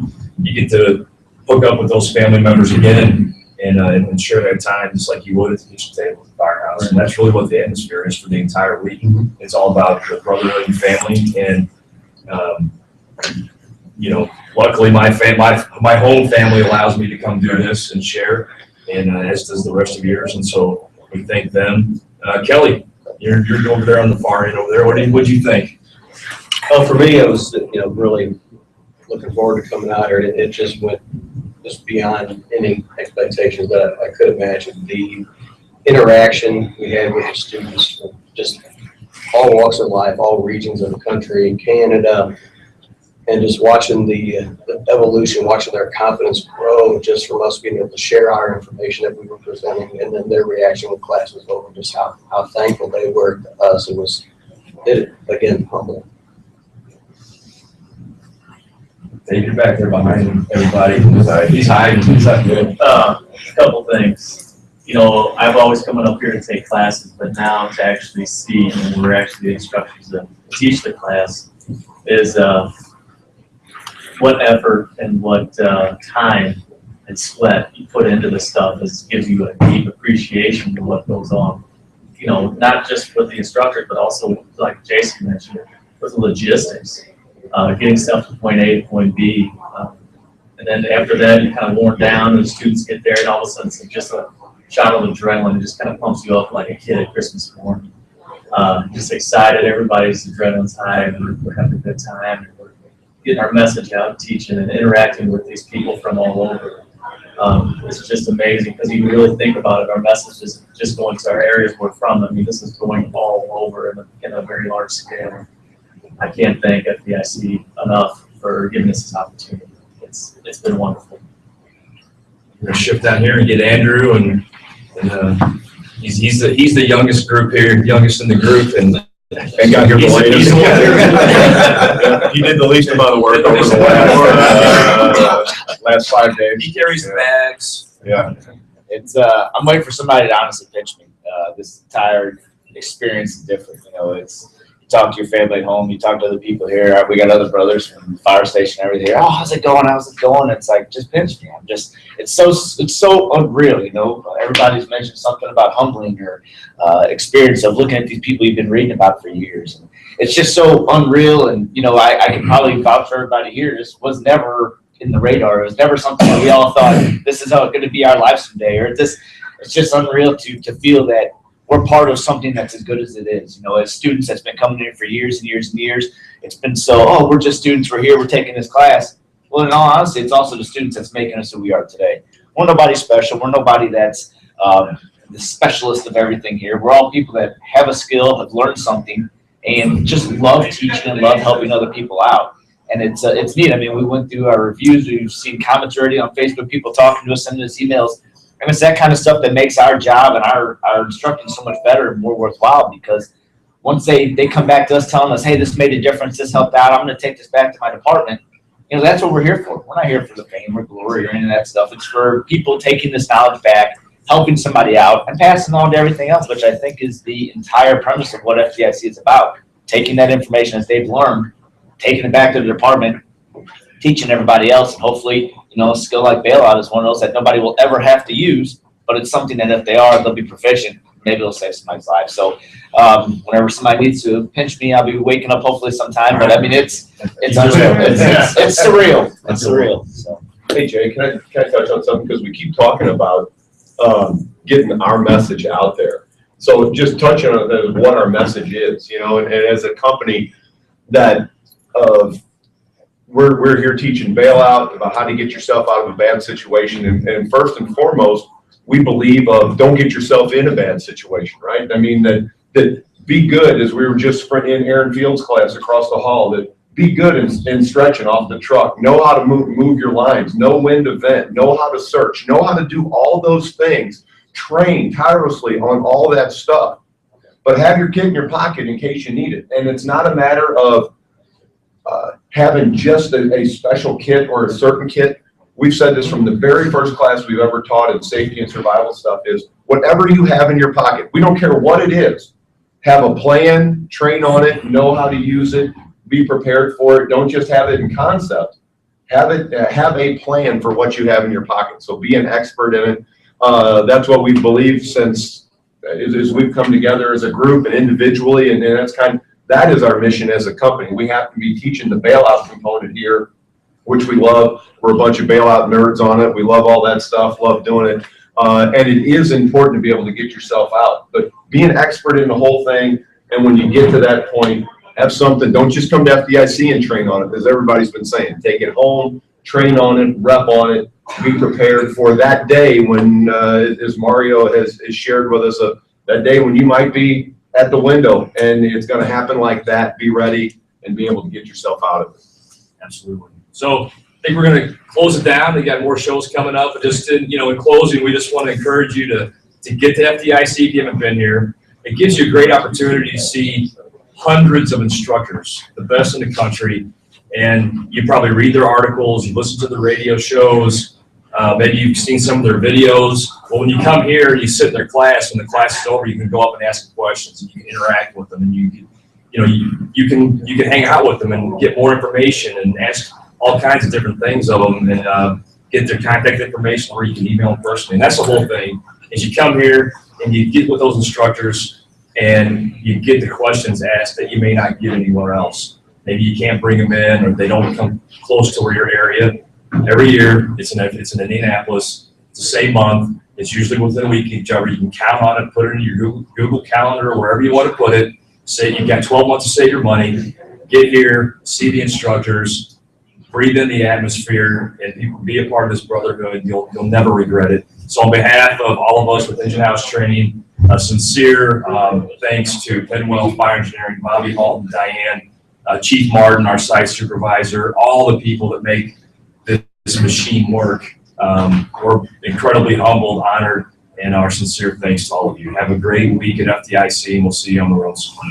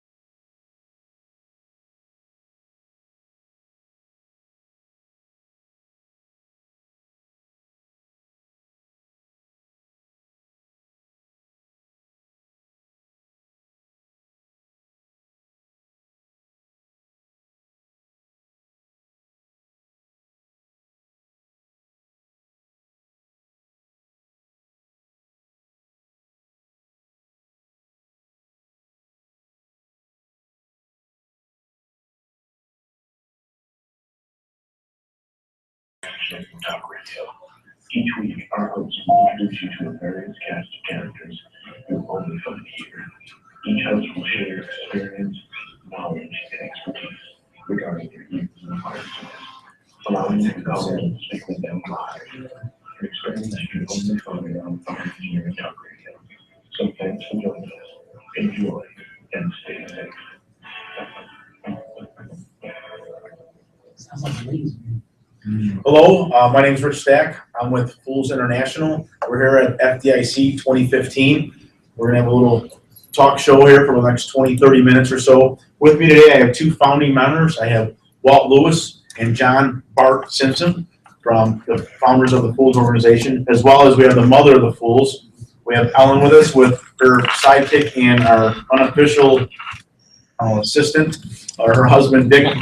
They're both there, as well as we have some newbie board members, as well as some current ones. We have Rob Fisher, our training trustee. We have Bob Fox, our vice president. We have our new secretary. Secretary's not here. That's Ben Flegel. He's not here. He's up in Alaska. We have our new treasurer, Chris Van Erich, and we also have a web master who's not in the room right now, Rob Mitchell. So here today at FDIC, if you want to call in, the number to call is 760-454-8852, or you can reach us on Twitter at hashtag FDIC 2015. So I'm here with the founders, and the way we thought we'd start our talk today is talk about the Fools' relationship with FDIC. Since we're here for FDIC, I'm going to kind of refer this to Walt and Bart, and we'll jump in from that point on. So Bart and Walt, means that you guys have been with the Fools organization longer than all of us. How did the relationship between FDIC with Bobby Hall and with the Fools organization kind of come about, and where that all kind of originated from?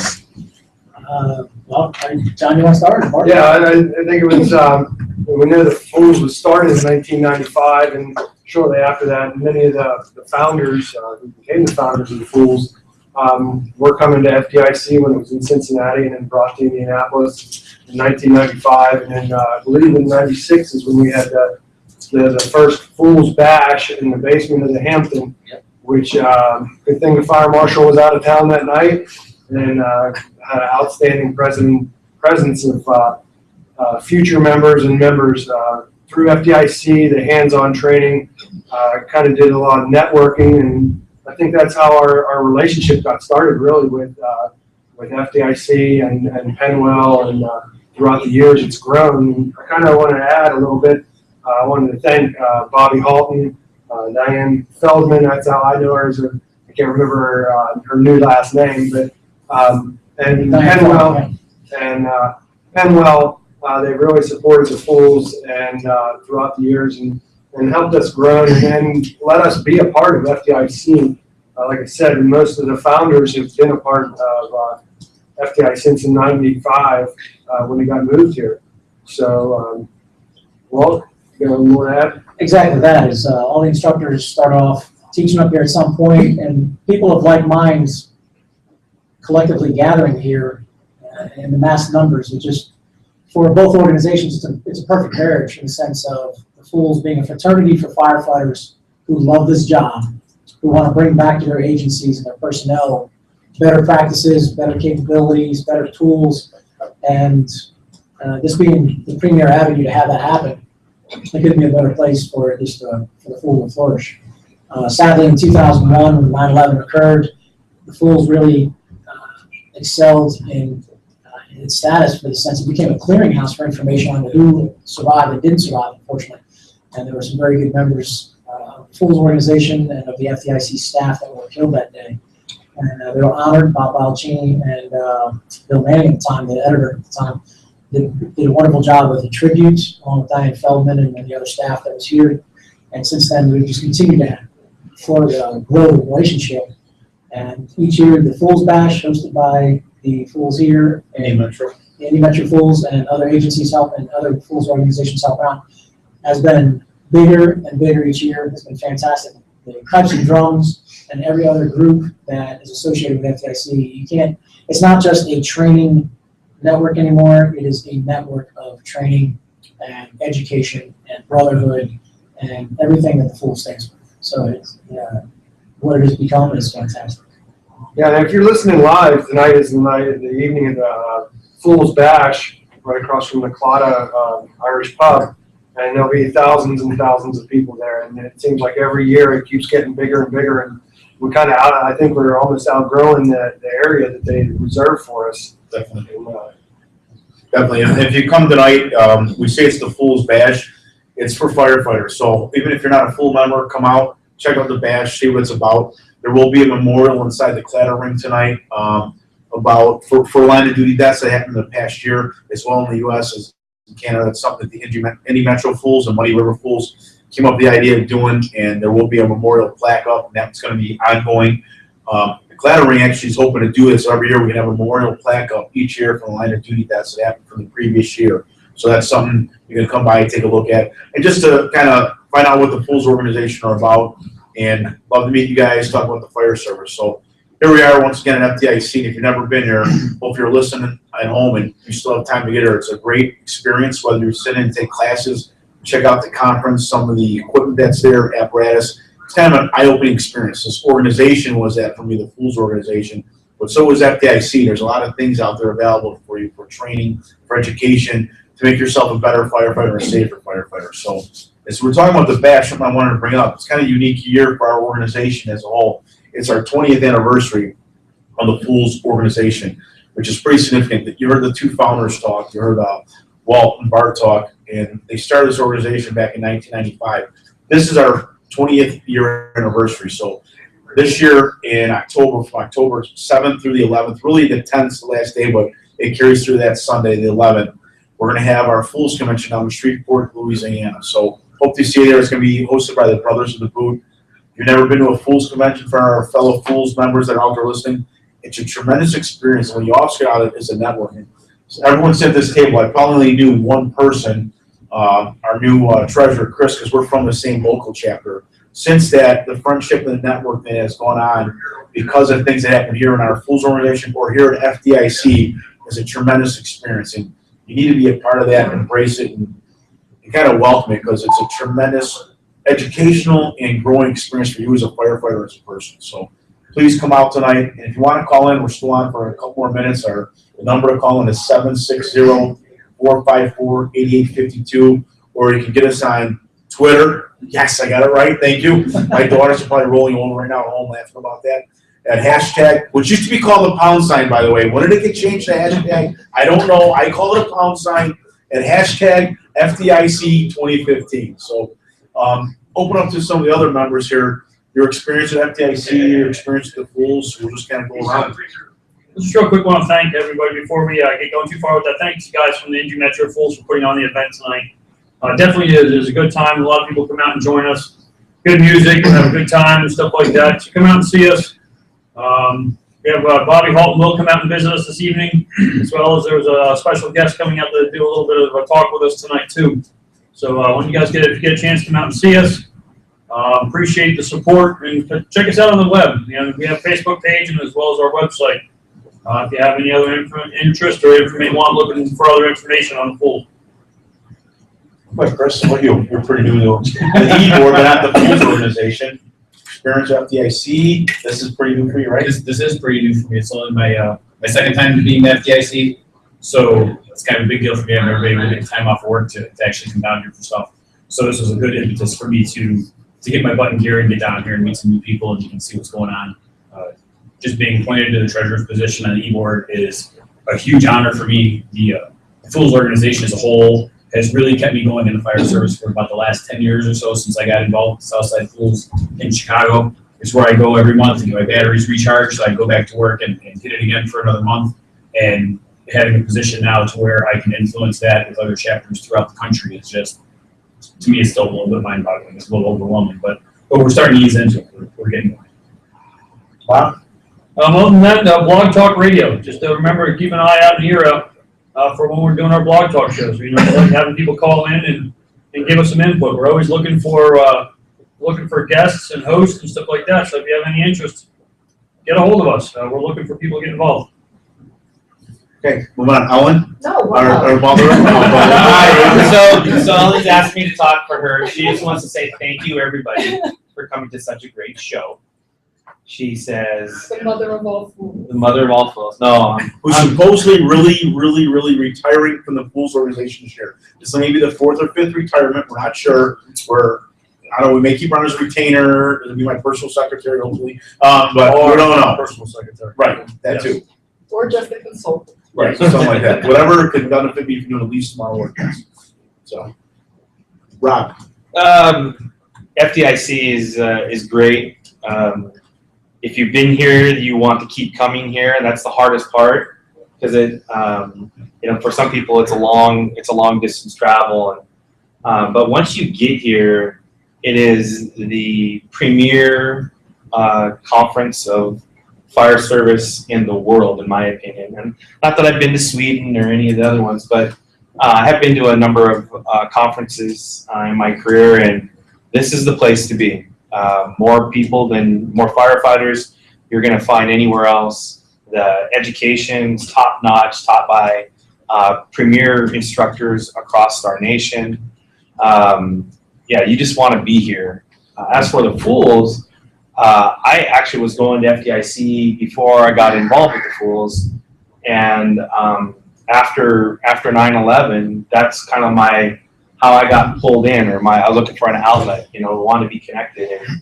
And on other blog talk shows, I brought it up, but my first experience was at FDIC West, which there was one, FDIC West, and a brother was teaching roof operations said, "How many of you are Fools here?" And we were all looking at each other like, well, I hope not, I'm not a fool, but not understanding what he was trying to get at. And after that time, that's when I joined, and you talk about what a great relationship our organization, the Fools organization, and FDIC. So I look forward to every April, and I look forward to every convention, even though I may not be at this convention this year. But Fools and FDIC go hand in hand. So I just appreciate being a part of it.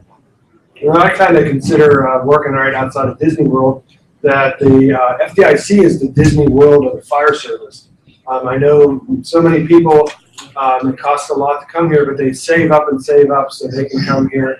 And you have everything from hands-on training to classroom sessions. And right out the window behind us is the convention center and the Lucas Oil Stadium that are full of fire apparatus equipment, anything you can think of in the fire service. And I was reading something about Fire Apparatus Journal.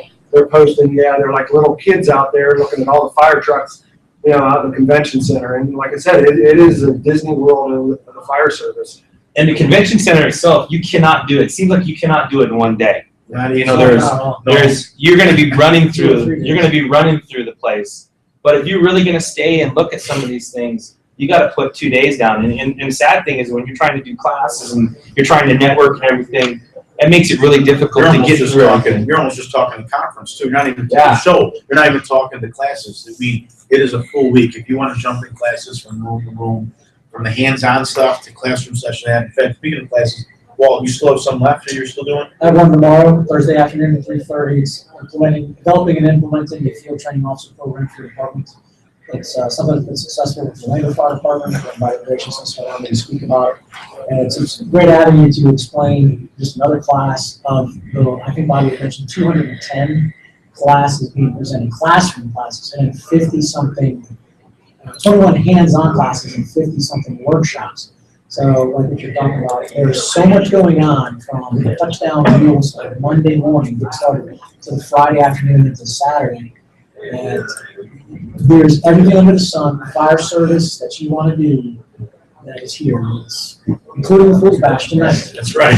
That's part of our favorite. Robbie, you got a class coming up too, don't you? Yeah, I got a class on Friday morning, 8:30. It's Quintessentials, kind of talking about how do we utilize quints. We all want to be on ladder trucks, it seems like, but we're all buying quints nowadays. And so just kind of taking into consideration that it's a different piece of apparatus and some of its limitations, considerations for what to think about when you're designing your quint. So yeah, I'm looking forward to class on Friday. There's a number of other Fools within the organization who are presenting, have already presented as well. So definitely good representation by the Fools, getting out there, getting our people out, putting out their programs. I counted 14 guys just off the top of my head that are Fools members on Tuesday. So that's awesome. pretty cool. So like mine. Yeah. So anyone out there listening, we appreciate you listening. Thanks for tuning in. If not, there's a ton of other great hosts today talking about their shows, talking about their experience at FDIC. We appreciate it. Part of the Fools organization, thank you for allowing us to be here. Thank you for Fire Engineering and Penwell for allowing us to do the show, and for Bobby Halton. And it's kind of ironic that Bob Halton is now an honorary member or a charter member of 5 chapters. He helps run 5 Fools chapters. So as he just told me down in the lobby, so I know I got that number right. So thanks for being here. If we see you out tonight, come on, introduce yourself to us, and thanks for the time, and thank you for my fellow members and Eden Board and founders for being here. We appreciate it. Thank you. Thank you. Thank you.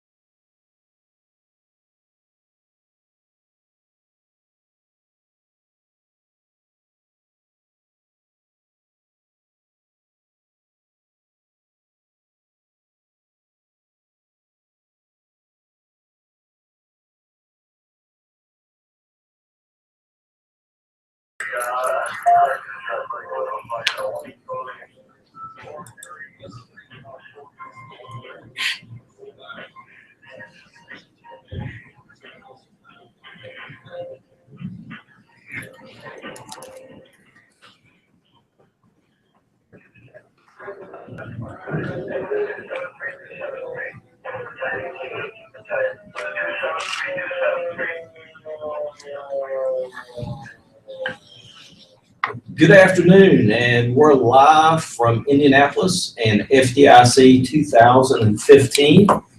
If you're listening and you're tweeting and doing all the hashtags, it's at FDIC 2015. If you're hashtagging, it's hashtag FDIC 2015. And if you want to join us on the show, that number is 760-454-8852. Well, good afternoon. I'm used to saying good evening, but it's good afternoon live from FDIC. I'm Doug Cline, your host of Fire and Training. And joining me today is Chris Naum to my left and Joe Gernesti to my right. And we're going to be engaging in some really quick, dynamic conversations about what's going on at FDIC, what's happening with the show, what's happening with some of the programs that we're doing. And also, we're going to take a look at the fabulous keynote that Chief Bobby Halton did as well. Just a reminder, Fire and Training is dedicated to the men and women and the professionals that are in the field, both career and volunteer, to focus on training and fire operations, making it safer, more effective and efficient, and we're focused on everyone going home. So welcome. I know you've been listening and watching over Google Hangout as well as across Blog Talk Radio.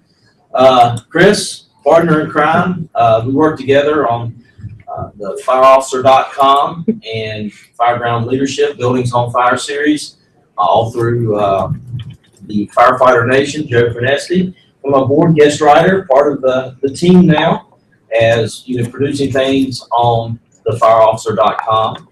And we're just excited. Lots of good things going on. What do you think, guys?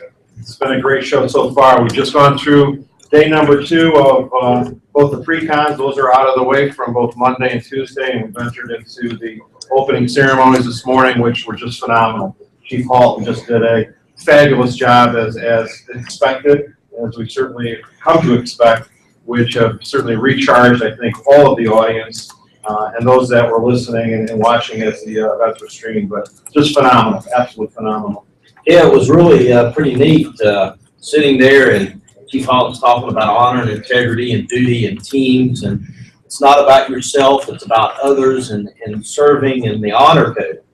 We will not lie, steal, or cheat, or tolerate those in our midst to do. And in that speech, Somebody got mentioned there, Joe. What's your thing? He made a quick $20, I guess. I don't know.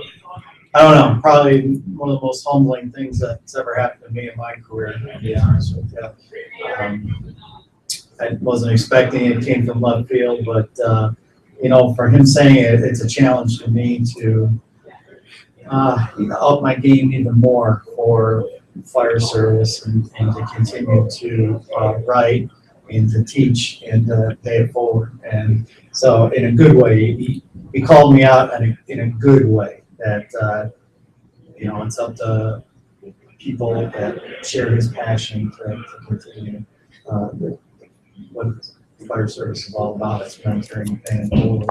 And we saw that with the other keynote of the morning with Steve Kerber and how he presented that. Little shout out for Steve last year, Georgia D. Post Instructor of the Year. Had the distinct honor and privilege to be on stage presenting that as the president of the International Society of Fire Service Instructors, but also as a past winner of that. Pretty unique. Share a little something with you guys. Back in 1992, going to Cincinnati, Ohio for FDIC. I was an advocate. And what that meant was I was like the student here from the University of Charlotte, North Carolina, with the EKU students, you know, helping and being an assistant. And for the past 2 years, I had the distinct privilege of being at the FDIC advisory meeting. So from one end of the spectrum to the other, you stretch your arms out as wide as they can go, and I still cannot wrap my arms around that monstrosity of events that have occurred, you know, just in that time period and about mentoring. And, you know, Steve talked about it, Bobby talked about it. We're hoping Bobby stops by. He's got an invite. We know his schedule is very busy. He said he would try to get by here. So hopefully you'll get an opportunity as our listeners to see that. But let's talk. What do you got coming up? You still got a program for the show? Yes, on Thursday at 1:30, I have What's Not So Ordinary About Your Main Street Fire. And after participating in some classes here, I picked up a lot of great ideas and how to carry the message forward from some other great instructors. Looking forward to it. But finally, I can put an X on the calendar that it's finally come tomorrow, so I'm excited. But I'm ready. I'm ready to put out some good information. Main Street buildings they're everywhere.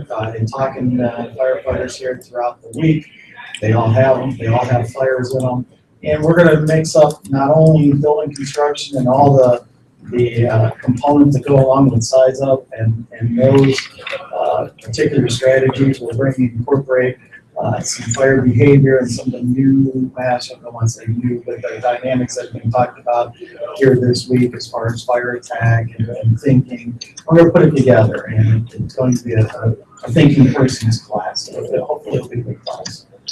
You're up. You got what coming on I too have got a fabulous class lined up for late in the day on Thursday. It's a 3:30 delivery. It'll be over in the Lucas Stadium, and that will be a program on adaptive fireground operations and building facts. We're really focusing in on some innovative size up and risk management perspectives and some modeling.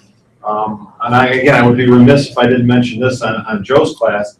For our listeners, again, those that are attending, we've taken the opportunity to integrate some unconventional learning opportunities with those of our registrants that are out in the streets walking around. So we're posting on the FDIC and Fire Engineering Twitter page some building snapshots from some very local level conditions within probably a 3 or 4 block area of the convention center. And we are encouraging our listeners as they travel back and forth to see if they can identify the building that the photograph may be in question of. And we've posted a couple of items that deal with some unique building features, and primarily to give the listeners an opportunity to stop and take a closer look at that particular structure. And in both instances, they align directly with Joe's class on the ordinary and heavy timber construction. So, you know, those learning opportunities are always out there, as all of us know, and certainly our listeners should know, especially with our passion on building construction and how it's so fundamental to the company officers. It goes back to what Bobby talked about. It's our duty, it's our responsibility to continue the learnings and give back and be as best as we certainly can be. Absolutely, and of course, my program, Taking It to the Streets, Training for Success, Friday morning, 8:30. So I will get all the folks that have been out the night before and the NFFF, the National Fallen Firefighters Foundation, Stop, Drop, Rock and Roll, and all the other activities that are going on. They need to get up, they need to get into class. We're going to talk about training. We're going to dive into actually looking at the science and what it means to your operations on the fire ground, what it means to how you train on the basics. And that's going to be very critical. For our listeners, again, if you do have a question, you can call in, or if you're on Google Hangouts, you can, Google your little side chat room session that's there. If you want to call in real quick, it's 760-454-8852. But here's the good thing for you folks. If you're listening, you're at home, and you haven't been able to make it to FDIC this year, all three of us are going to be taking on our websites, thefireofficer.com, firegroundleadership.com, and the Buildings on Fire series is we're going to put our information, we're going to continue to share it. So if you missed being out here, do your best to be here next year.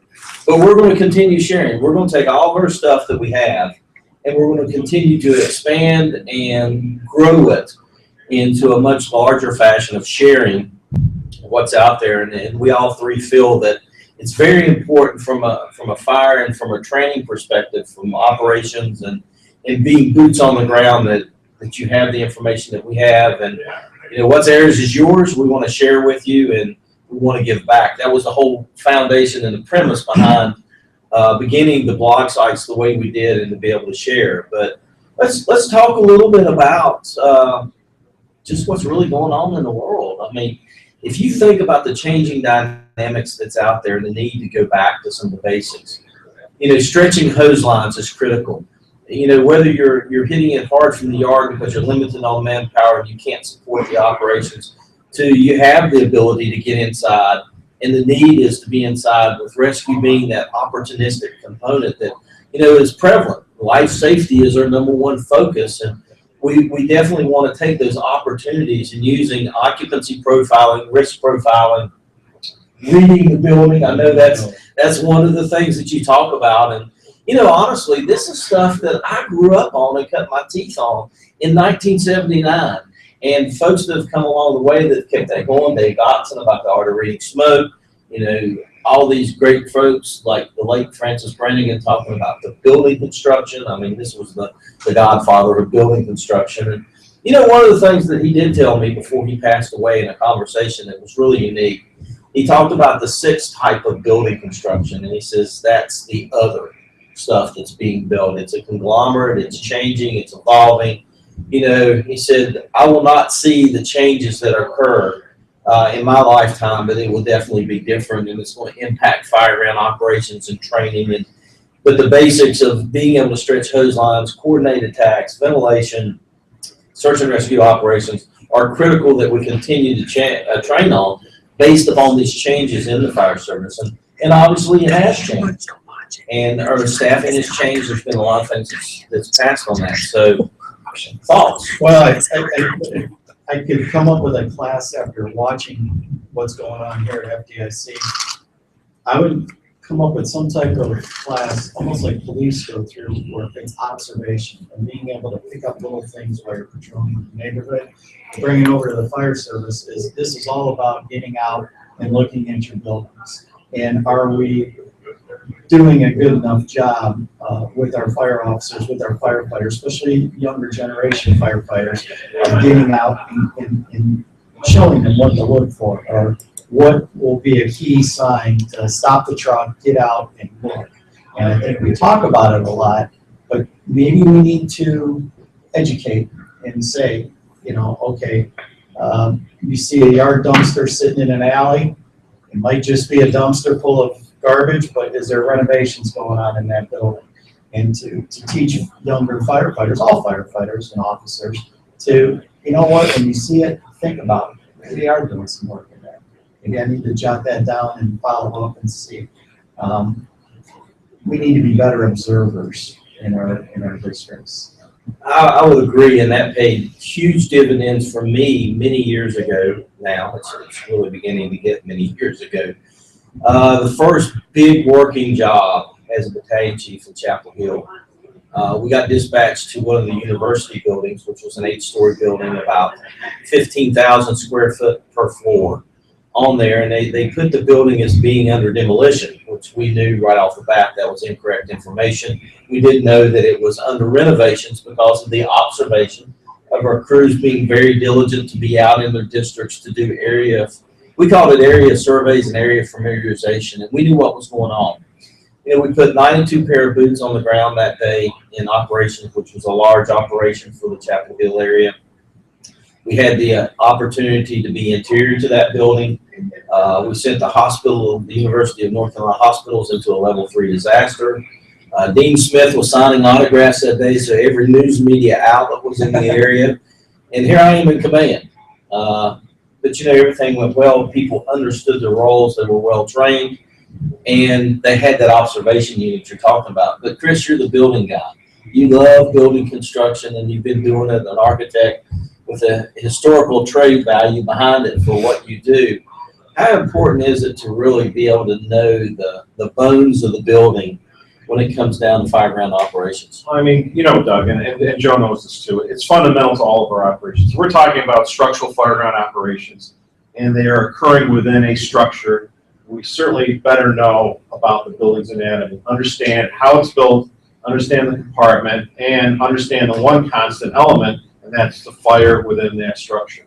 If we don't know that fundamentally, then everything else is just, we're just being derelict in our operations. So, you know, Joe made mention about, you know, looking at the building, and I'm certainly advocating that at times we may not be comprehending what we are seeing. We may be looking, we may be observing, but we're not processing the information. It's right in front of us, primarily due to the inadequacies or the skill set levels that are going beyond just the basic fundamentals. So that becomes a challenge of understanding, comprehending, applying based on those conditions, and then being able to react to them. So that's one of the major premises that Joe and I have talked about. Actually, all three of us have discussed. Being able to read the building and then being able to utilize critical thinking. And that critical thinking was a common component to what Chief Halton talked about, and also what Steve Kerber discussed in his keynote today. You know, along with our duty, along with our responsibilities, criticality in terms of thinking and understanding what it is in front of us. And certainly, when we talk about the world of combat structural fire engagement, it starts and ends with the building. So I would encourage our listeners, again, there's certainly a tremendous amount of opportunities for a variety of different classes here throughout the week at FDIC to learn various elements of that and to improve the skill set level on structural combat fire engagement. And it all starts somewhere. So primarily look inside of yourself, see where those potential gaps may be or areas of improvement or interest, and then build upon them. The one other common element that Steve Kerber stressed to the audience today during the keynote was, again, that we are trying to connect the dots. So we're taking a look at fire dynamics in one realm, and we're all of those on both sides of whatever artificial fence may exist, that we're all talking about being effective in our suppression efforts so that, again, we maintain safety, company integrity, and lessen the potential for line-of-duty deaths and significant debilitating injuries. It's all about everybody going home. Absolutely. And again, we're going to be putting these things up on the websites, on the blog sites. We want you to go there. We want you to get the information. We want to share it with you. Leave you with just a parting thought. We talk about the younger generation not getting it, or they're the why generation. Well, I'm going to challenge you, if you're an instructor sitting out there listening, you're beginning to get tenured into your spot, or even if you're the newest guy, it's about the what. We need to know what we're doing. We need to know how we operate. We need to know what functions we need to do. But we also need to know the why. And that's the science that goes behind it. That's the knowledge. That's the predicated experiences that come with knowing why. And you need to share the why. That way we become smarter, better educated, and safer firefighters. We want you to be able to think on your feet, be thinking firefighters, so that everyone goes home. Thanks for tuning in. Your host, Douglas Cline.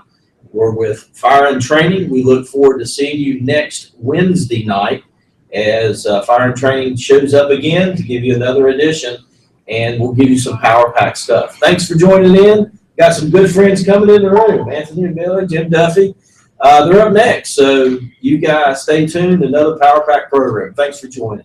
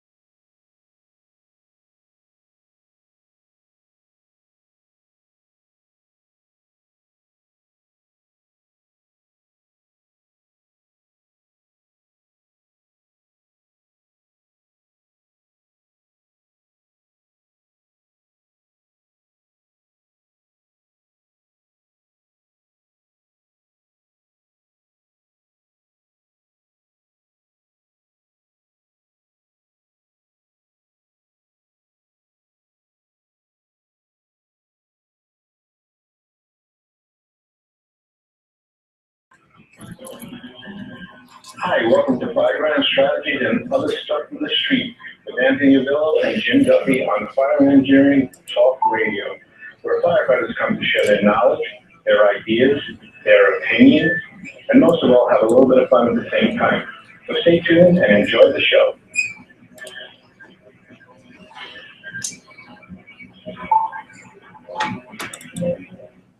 Hey, welcome to Fireground Strategies FDIC edition with Anthony Avillo and Frank Ritchie this time. Where we all started was 3 of us and 2 other folks doing our DVD series, and that's how we all became friends. I met Anthony through Frank when we were doing the Tactical Perspectives DVD series, and you know what? I've become true friends with Anthony, and I've always been friends with Frank. But it's been a pretty wonderful relationship. Exactly. We're gonna kiss now, so. I met Jim through Frank, and I actually met Frank at the FDIC, right? Yes. We were at the FDIC. Yeah, That's how we met at the hot classes, and you know, there are countless long-term friendships that are developed and nurtured and started, never ended here at the FDIC, and if you're not here, you're missing out on meeting a lot of good friends that you'll have for a long time, no matter where they are around the country. And the social media has made this country very small. So that allows you to sort of, nurture those friendships even when you don't see the people. Sometimes we only see them once a year, right? Absolutely. Right? Once a year, whether you're at a restaurant or whether you're in class, you always learn something at FDIC. It's amazing. No matter how long you get here, you always get something that you take back with you. Absolutely. Like Anthony said, it's like a reunion for me every year. Long lost friends, and some of the amazing friendships that I've made, like people like Andy Castro, the left coast, somebody I never would have met if it wasn't here. But now, we email each other, we talk every time I see him, he gives me a hug, and we have great conversations. Whole different styles of firefighting. I'm East Coast. We're a little more relaxed with our command structure, although we do follow an instant command system. But theirs is so rigid and so different than ours. But I'm going to try to take some of that stuff and apply it to my job on a daily basis. And I learned something from everybody I talked to every single time. Joe Pernesti, who's here on the last radio show, he's from Ohio. This is his first year presenting. He presented with us in Nebraska, and he's just so excited to be here. And Bobby Holton even mentioned his name in his opening speech today, which is pretty amazing. His first-time instructor, he's walking around like a kid in a candy store. He's staring at people. There's so much energy here, and that's the days fly by. We were just talking about the days fly by. You want to there's so many things you want to do, and you wind up it's breakfast. All of a sudden it's lunch. You're doing your classes. You're meeting these other people, and now it's dinner time, and it just moves so quickly, and it's got an energy that it's hard to describe. But if you've ever been here, you know it, you feel it, and it's just a great place to be. So, and we have Frank Ritchie with us here today, my son from Connecticut. Hey, I'm just happy to be here. It's got some great energy, and what I see is that every year we're getting new people here at FDIC. I get 2 people in my department that are going to make lieutenant in the next week or so. One of them never been here. Our department doesn't pay for anything.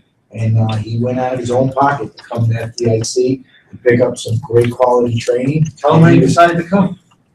Just buy the ticket the day before yesterday. His wife found him a ticket and sent him out here. And you couldn't believe listening to Bobby Paul's speech today. Yeah. Anthony Avillo's class the other day. He was just blown away. So I think they'll be taking a lot of that back, right, and using it in the next couple of weeks. So that's nice. I saw a guy from Hackensack last night, and I hadn't seen him in a long time, and he wasn't supposed to come, and he was talking, and finally his wife said to him, "Well, you just shut up, get in the car, and go." And he drove all the way from New Jersey yesterday morning, and he wound up here last night, and he's here today, and he's here at the show. And it's just it's just a great thing. I went to Anthony's class today and couldn't believe it was full, and couldn't believe the people in there. You had people from Idaho, New Mexico, California, Jersey, Maine. I mean, it's just like you don't think about it when you get a full class, or really that you get a representation of the whole entire country. Small example, I had somebody from Alaska in my class yesterday. and a girl from Barbados. I saw a girl sitting in the back of the classroom. She was shivering, so I took my jacket off and gave her my jacket. So after class was over, I asked her where she's from. She was from Barbados. And I just thought that would be amazing. There was somebody from Saudi Arabia also. Right, there's a lot of Canadian people here, and it's just a great mix. And you know, it's funny because I was in the opening ceremony today where Bobby Halton gave probably the best speech I've ever seen him give. He was just you know, like fire and brimstone there. But that had to be the most crowded opening ceremony that I had seen. I don't know what the numbers are here, but they have to be pretty close to being the highest they've ever had, only because I don't think I've ever seen that many people in the opening ceremony. So, and it's not even the people, you know, because a lot of people start to come, what is tomorrow, the day that they open the vendors? Yes. Yes, I mean, even more people come in, but, you know, my classroom was pretty full, and I was really happy about that, because I walked in and there were a lot of chairs in that room, and they were all empty when I walked in. And I was like, oh my God, how am I gonna fill these chairs? But, you know, I started, you know, playing some loud rock and roll, and that attracted some people, and I started handing out free beer, and that attracted some people. The next thing you knew, I had some people in there. Speaking of attracting people, Yes. oh my God. Attractive people. Yo, what up? What up? Yo. Look what we have here. What's up, gents? We're getting photo bombed right here. Ronnie Kahneman. Sit on both sides. Tommy Yardhammer. Tommy. Backstep. See what it's like. Backstep. Thank you. That's right. Tommy Crash the party. Come around this side so they got cameras. Yeah, you're on Google Hangout. Oh, cool. I did go to hair and makeup here. Wait a minute. Your show's about to get hijacked. That's okay. That's okay. They hijacked last year. Bully anyway. They think, or we hijacked theirs first. I'm not sure what happened. Yeah, that's but how it happened. it was definitely a hijacking last year. I have a couple stories I'd like to share. Hey, how come we don't Honeywell? We can do it. Honeywell. We don't have the money. We don't have the money Ron Canada. What are you guys talking about? We're just talking about FDIC, but I have a couple stories I want to share. Honeywell brought how many people? A dozen people here? That was more than that. People, they paid their whole freight to come here. Their tuition, airfare, they're staying in the JW Marriott. Most of these people had never been here before. So someone sponsored them. They did a video to recommend who to get the scholarship, I'll call it. I don't know what else to call it. I think it was 25 people at $5,000 a piece. Yeah. Okay. And they here, and they were sitting right behind me. And everybody except Sonny O'Connor had never been here before. Wow. And they were just, they must be flooded. Yeah, So can you imagine? And one other story I want to share. Last year I did the stair climb, the memorial stair climb. And it was, as I was climbing, there was a young boy climbing next to me. He looks at me, and I had Father Judge's tag on. He goes, I was named after him.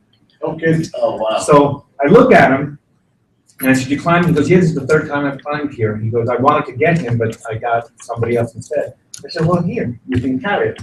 His father is Randy Sharp. He's a lieutenant in Missouri. I don't know where.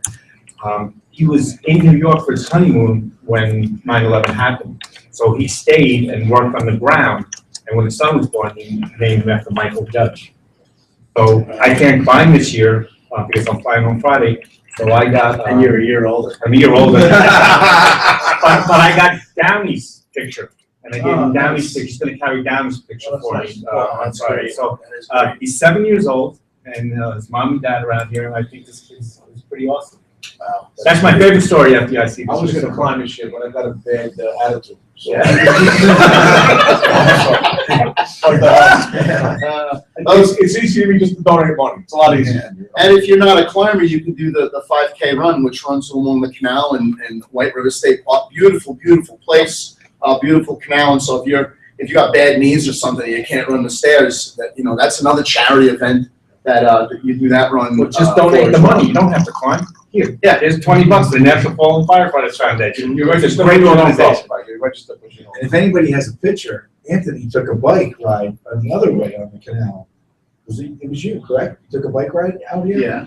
Yeah, so if anybody out there has a picture or video No of one's got a Anthony on the bike, we would really like to see that. I want to look back on that bike. Oh, I know, not at all, not at all.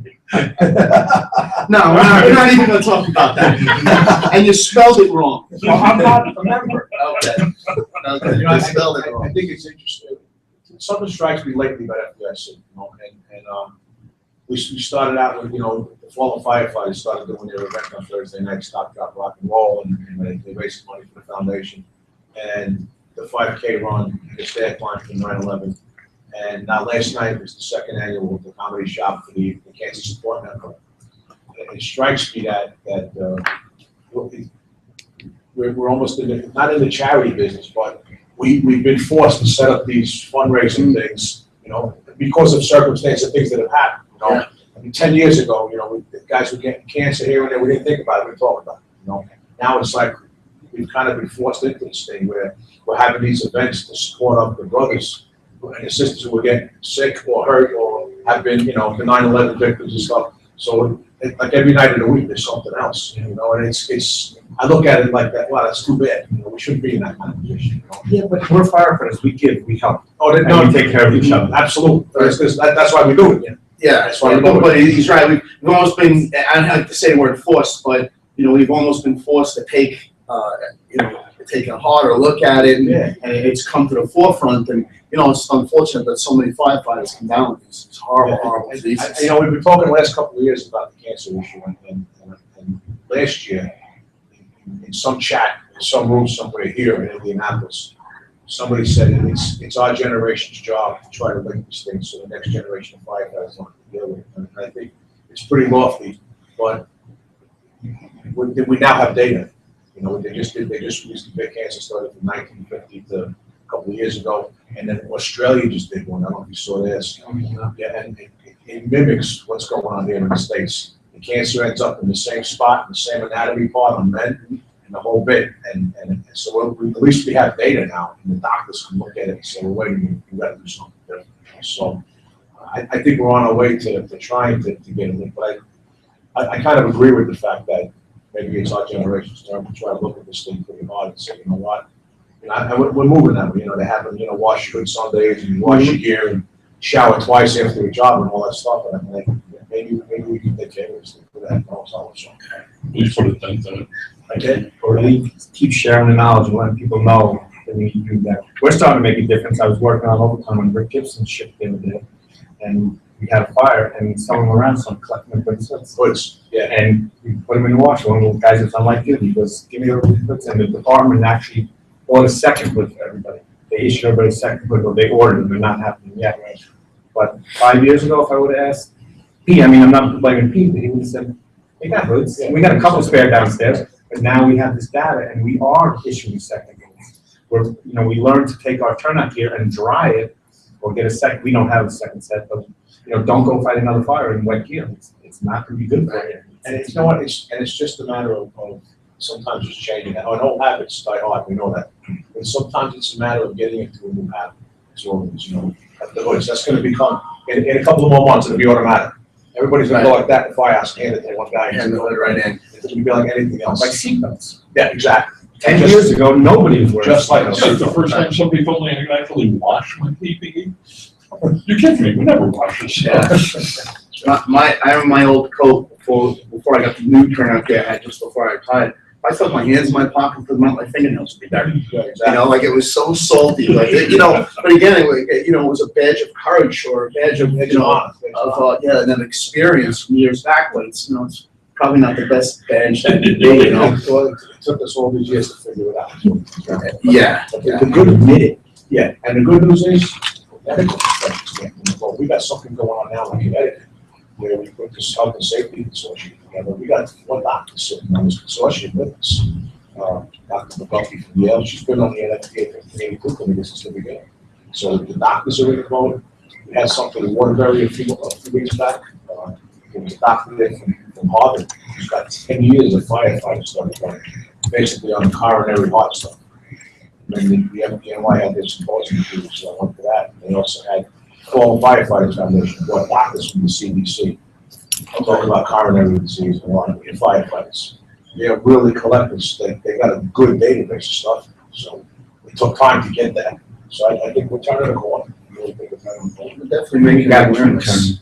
Chiefs now have a reason to buy black gear because we find going out across the country that companies that have black gear, the men and women in the fire service, they're more likely to wash it because it always looks good. I mean, it seems kind of silly, but people are people, and it seems that on my job we got black gear. I got no problem getting people to wash their gear. In other departments, because they don't have black gear, they're reluctant a little bit to wash it because they don't always want to look brand new. So it's not, I mean, probably not good in Phoenix, but maybe in other places where black gear works, you know, it's something to think about. Interesting, I never would have thought that. You know what, that's the psychological part of what we're talking about. That's the Ego part, I want to look like I do the job. Yeah. I made a road trip to Phoenix a couple of years ago when they had moved their headquarters station where it is now. And it's always like going to Disneyland. But they had a couple of light duty guys working in the laundry. If you hit your days off, you can go drop your car off, get it washed, and then pick it up before you come back to work. It's a beautiful thing. They're always a little bit ahead of you. Yeah, our department would send the gear out, everybody's got spare gear, and then anytime you want it washed, they'll send the gear out. But you made an interesting point too about taking 2 showers, and no wisecracks here. This is me. Yeah, it's funny because like a lot of times, I'd be outside the building and I would really smell bad if the wind was in the right direction. But thank you. But what I always noticed too, like the fire academy, you could shower, a couple of times, and you still get you get under the water, you smell that smoke still. And nobody else can smell that on you. Only you smell it. But again, that's indicative that stuff is still in your pores. It's in your pores. Still there. It's in your nose hairs and all that other stuff. You went on a mustache. You don't scrub that broom up there. You'd be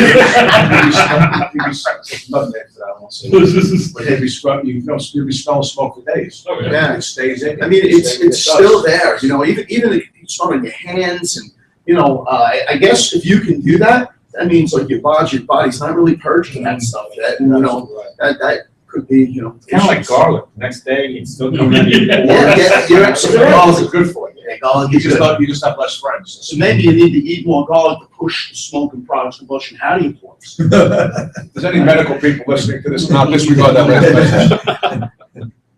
Actually, maybe on to something. I might be with it. Garlic and toothpaste. Well, we're on tomorrow, so I'm hoping you guys are combining, radio show bombs. Yeah, bring on chops. We wouldn't dream of it. What are we on, Scott? 1:30? For the second show. 1:35. 1:35 to 2:15. For those of you listening, the Backstep Boys will be on 2:15. I'll be actually on a plane. I'll be Call heading it back from the to plane. Jersey. That'd be beautiful. Yeah, it'd be good. Call it from the plane. And maybe I'll have the pilot, just. Did you guys, I know the show's not open yet, but you just walked by one of the booths. Did you see the hydraulic ventilation nozzle? Did you catch that? No, yes, there was the one we talked The about. big pole, the big pole with the U. Okay. What they call it in New York. Well, no, but see, it's not the I know high it's rise not. nozzle. No, I saw the high rise. It's not the high rise nozzle. It's called a hydro vent. And it might have been something else. Yeah, they had a picture of it, they had a film of it, and what it is, they showed. I thought it was.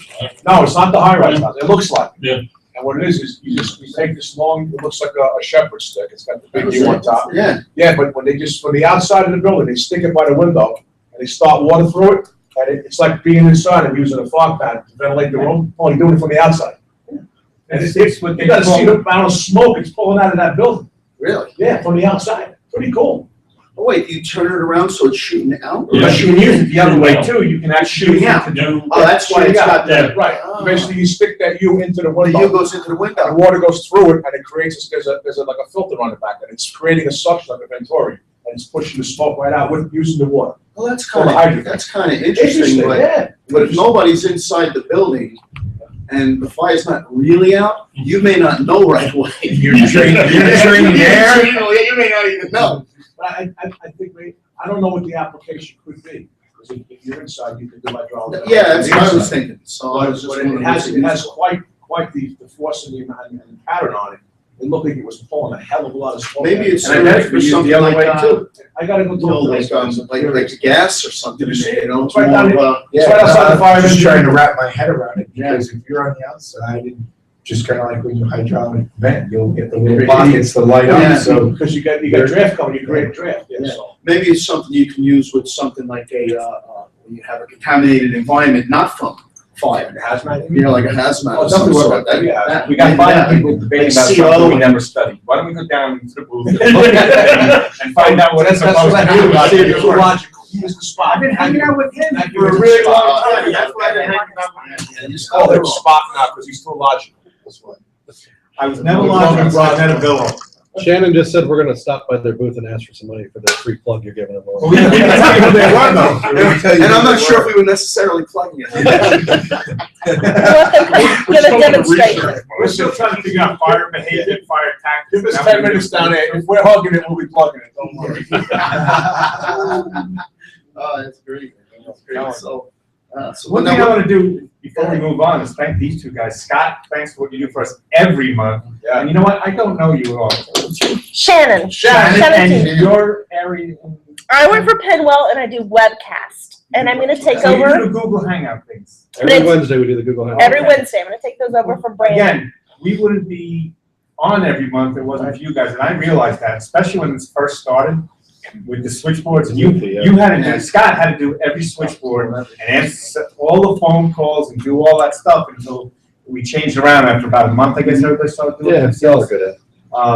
And it's grown. I mean, when we first started, there was a dozen of us, and now there's how many shows do we I have? think you have like 50 some different shows. It's crazy. You know, now, so is this phone in case someone calls in? Yeah, but there's nobody calling in. Nobody's calling in. Yeah, they're all here. They're all here. They're here at the ISC. That's the thing. I often wonder whether this is worth it. I have fun doing it, but I know anybody who's at FDIC is in a classroom busy. or Yeah, busy, yeah. and the people at home. They listen to it on an archive. Yeah, they're Yeah, all archives. archives. Absolutely. Lots of archives. It's about being archived. Archives like Archive. double We're or gonna be triple. archived. You know, You guys are richer than I am. We get a regular, we do the show, we get a regular, like, dozen guys that go onto the chat room. Yeah. We monitor Send the chat. us. Yeah, Let me guess. Ethan Beans at Banzak? Ethan, one of our guys. Yeah, Ethan got the first patch because he earned it, so we mailed him one. Do you know Ethan? No, Where's he okay. from? He's from Ohio. Ohio, okay. And I'll discuss Ethan in a minute, but Ethan is the biggest buff in the world. Okay. That's how I can describe Good him. fan. He's a Yeah. young guy. Not a bad And If he's coming on the shows every night, he wants to learn something. he Right? does. Absolutely. We got our dozen guys on the chat, but then like according to what Pamela tells us, guys go into that, they track it, they go into that archive. You go into the And they archive. pick it up whenever they get a chance. You can do that yourself, you know. You told me that about 2 years ago, but I forgot. But then you have to study for new chief's position.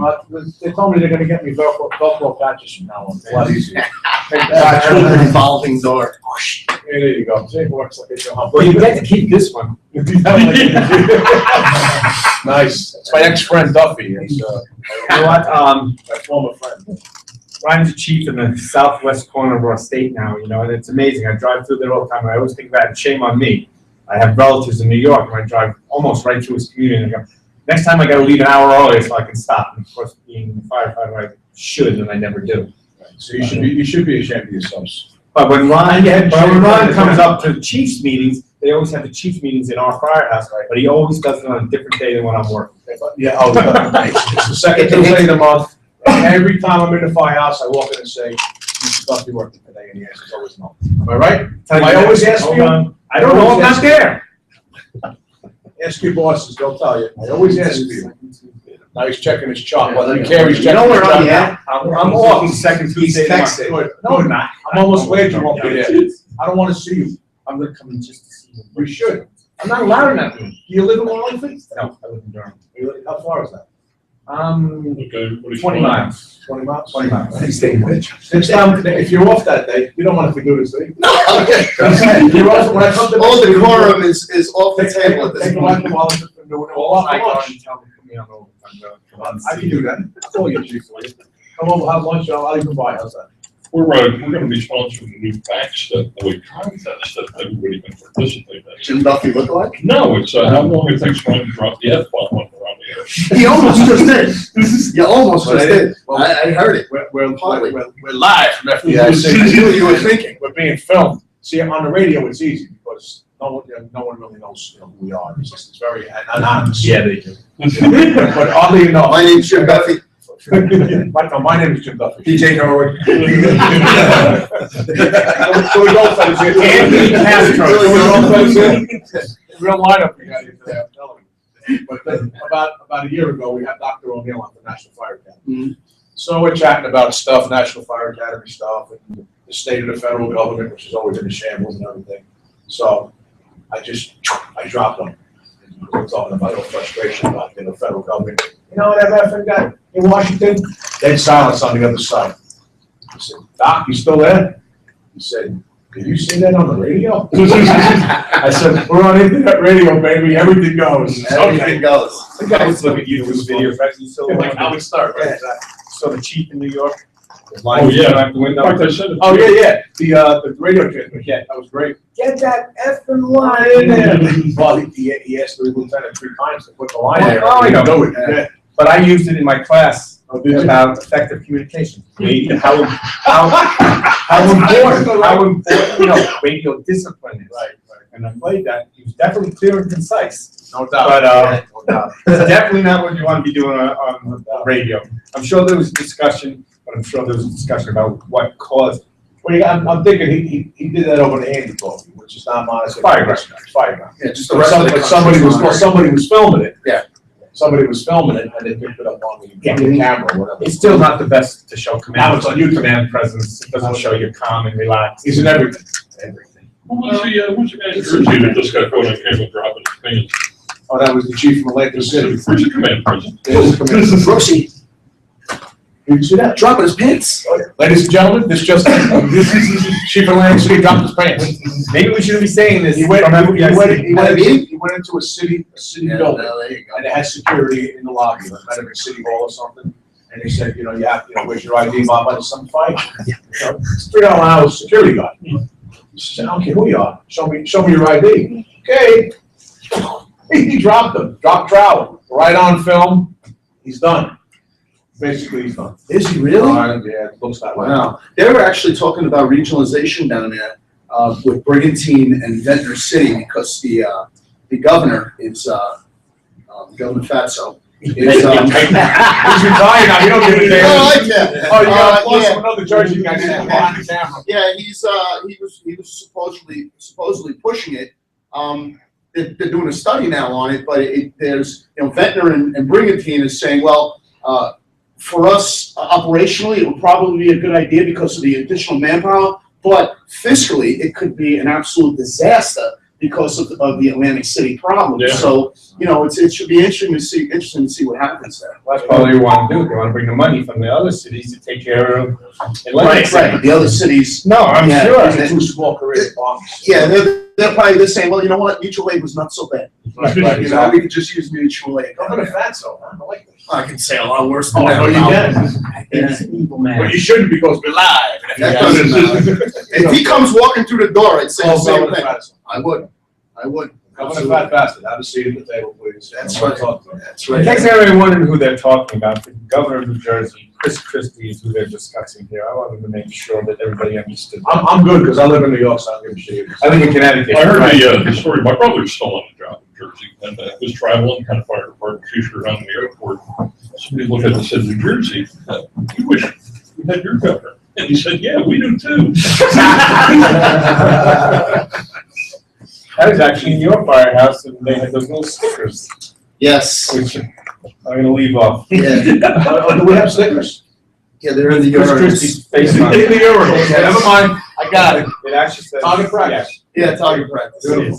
Target practice in the I urinals. guess you just pissed everybody off, huh? Yeah. Thank you very much. Hey, it's here every night. Follow through, all right. That's what happens. You know what? No matter who you are, or what capacity, whether you're the drill master, the battalion chief, you make promises you don't keep, you gotta answer that. You gotta answer that. Yeah. Exactly. And sometimes you don't think you have to answer to that. Like the payment to the pension. It's actually a law in New Jersey to put the money into the pension system. And he actually was the one that pushed the law forward, and then he didn't put the money in. Right. There's a lawsuit on that one too. So he's like, listen, step up to the plate. I got lawyers. And then meanwhile, back at FDIC, we had a great conference going on here. We talked about the learning, the sharing of experiences. We're sharing experiences. experience. Well, let's move on to something else. Jim, have your presentations go.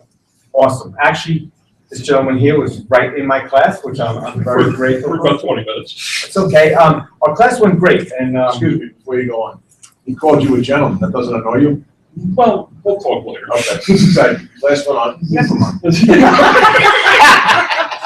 the class was great. We had a full class in the morning. I found something this year. I mean, you always find people. There are always people that want to share and talk. This year, it wasn't like pulling teeth. Everybody had questions. You say something, I say, and there was great back and forth discussion. You know what? That's exciting as an instructor when you see the light go up on their head and they go, so you're saying, and they would just question and say, well, we do this, but I think we do, and people discussion was going on. I agree. I taught Monday afternoon and everybody was engaged. I agree. I don't know, maybe it's just the kind of year, this little electric in the air this year or something, but I agree. And that was before the speech this morning. Before Bobby rounded him up? Yeah. I said this morning after Bobby's speech, I said, if I was gonna be yelled at, I would've stayed home this morning, you know? And what about the priest? Oh, yeah, he was great. Well, This he's is the best, I mean, he's before, but he was great. Great message, yeah. Every year. Ron Stivers will be. Yeah, Ron Starr guy, Vietnam. Yeah. Oh, really? Yeah, Yeah, he's yeah. really good. That's why I Wears that little ribbon on Yeah, there. yeah, I saw that, I wasn't sure what that was for. Yeah, he's Ron Starr. And I'm really looking forward to tomorrow too. It's a continuation of today. Who's Bobby, no, Bobby. Oh, yes. It's kind of It's kind of two-part A, part B, right? And the Admiral's coming. Yeah, that's gonna be. That'll be cool. That's gonna be cool. And then you figure a guy like that, he's been a SEAL for 30 years. If you don't like his speech, you tell him to snap your neck. You don't like my speech? Sorry, quick. You know what? He's been a SEAL. I don't think he loses his temper. Oh, well, you don't like it? A guy like that, it's all about this. Wow, this is FDIC. Diane sent out a bullet point list. Did I say anything bad? I thought it was a checklist. Right. I come to find out that that's what you're not supposed to do, so now. I got the deal that Ruben has put together on, I'm doing. Oh, yeah. Yeah, right. I called him on the phone, I said, you left part of that out. I was like, what's this? And I said, don't drop the F-bomb till after the second grade commercial. And an Irish guy doing that. This is FDIC, not FUCA. Knock it off. This is a gesture. Oh, you love what? Friendship? Oh, yeah.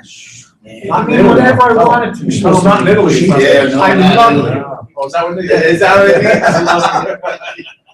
Not in Italy, yeah, in Italy, my God, somebody come through the door and machine it. Exactly. You know, I have no Good thing plans of we're ever in going a to barber shop.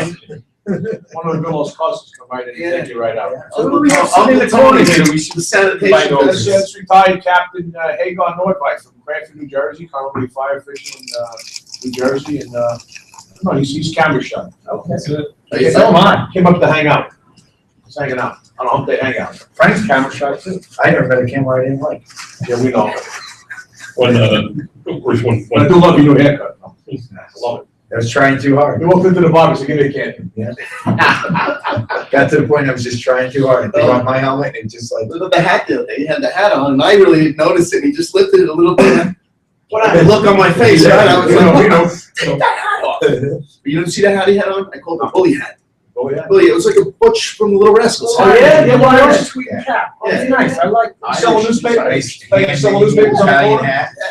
My son calls it my bookie hat. Yeah, I thought it was a bully hat. Get your newspapers, now read this. I thought it was a bully hat. Selling papers on the corner. So now what did you teach that, son? I don't know whether you really call it teaching, but I got off in front of 11 people. I did tactical leadership, applying science while still being aggressive. We had a great group of individuals in the classroom, and I think it was a good workshop. You have to come to Frank Ritchie's class because he has the greatest slides. You have the best slides. They're so animated. There's all kinds of humor and sarcasm. And if a picture tells it that, you know, what is that picture? 1,000 words, right? Something like that, yeah. Right? See? Yeah. I'm not. Definitely. I sat through Frank's class. You definitely don't appreciate that. No, because he spelled it wrong. A friend We'll talk asked to me you not to, afterwards. and I'm not going. Can I call you a rat bastard on TV? Is that all right? I don't care about that. I don't know if I'm allowed. If I'm not, then I won't. Then I won't. We're gonna call into your show tomorrow. We are. We definitely. On the plane. From the plane. Landed, and I'm at 30,000 feet, you suck, man. Flying over your house and flying. You're Flying over your house and flying. So were your students engaged as ours was? Yeah. Frank hasn't given me a chance to be engaged. He answers the questions for him. Oh, let's see, now we're gonna get in trouble. All right, We're in trouble. Come on in. Hello. Oh, there's Dr. Ruben now. Oh, there he is. Join us. Rube, come on down. I will, but Come Ron, you did a great job at the comedy show. Just want to say hello. He's doing a great job. He's doing a great job. Go to the restroom. All for a good cause. Yeah, on camera. On camera too, so He's on the one. This is Dennis Rubin. We're We getting talk about a guy with people on Velcro our show patches. now. There's another guy. Yeah, right, we got two of these. They tell me I wear Velcro patch just like you. You know, Oh, Lordy. just move a little more in. A little more in. Just some good opportunities for me as a matter of Exactly. fact. So That's that's all. nice. It's As long as you're here, why don't you tell everybody where you are, what you do? I work for a place called De Pere, Wisconsin, a wonderful organization in northeast Wisconsin. It's very cold, close to the Green Bay Packers, but having a ball. Truly, truly living your dream, just like you guys would expect. Nice. Chief Rubin, if you follow him on Twitter, big Rangers fan. He's been rooting for him all along. Let's go Rangers! Let's go Rangers! It's a girls' softball. No, it's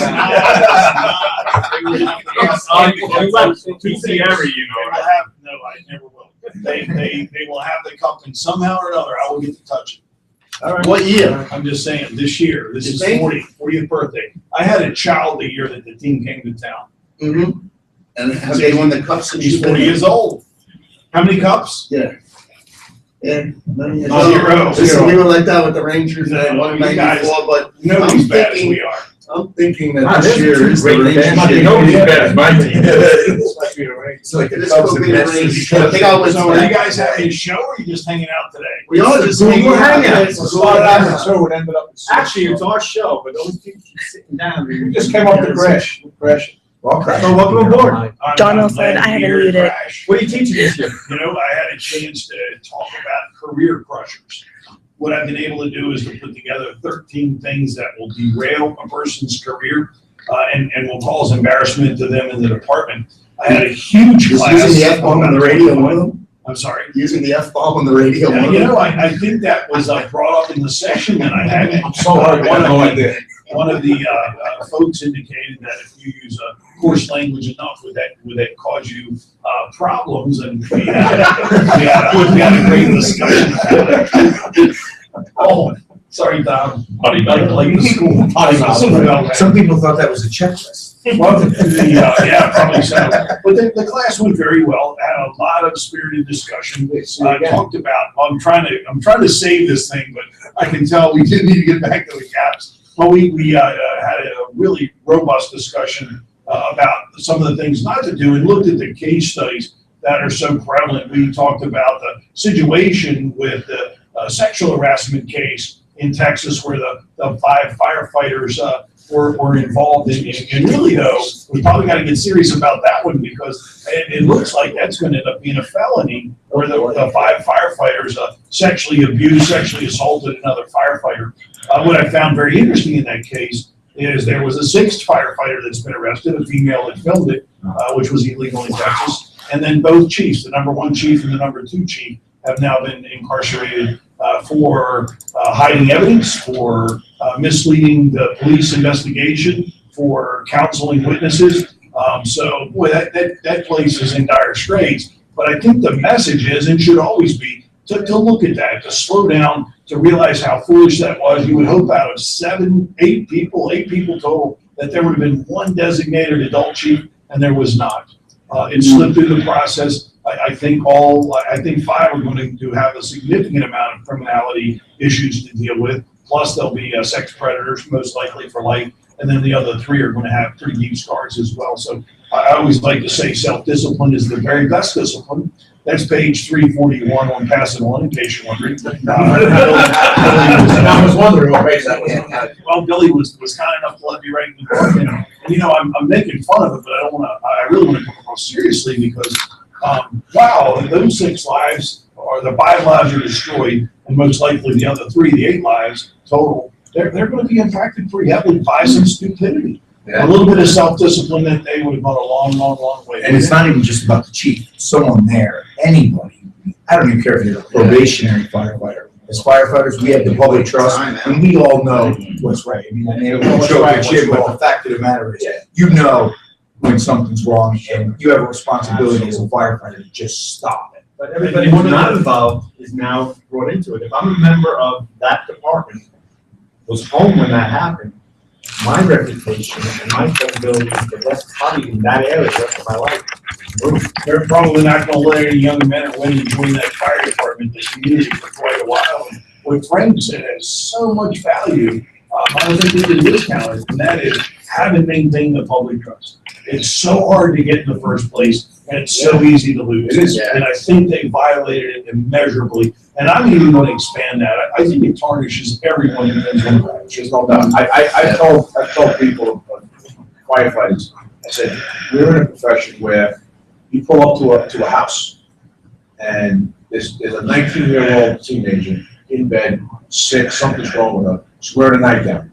Her father will hold the door for you and let you in by the virtue of the fact you're wearing a uniform and carrying medical grade. Okay? And let you into her bedroom while she's scantily clad, but she's sick. And her jewelry's out, his wallet's on the table.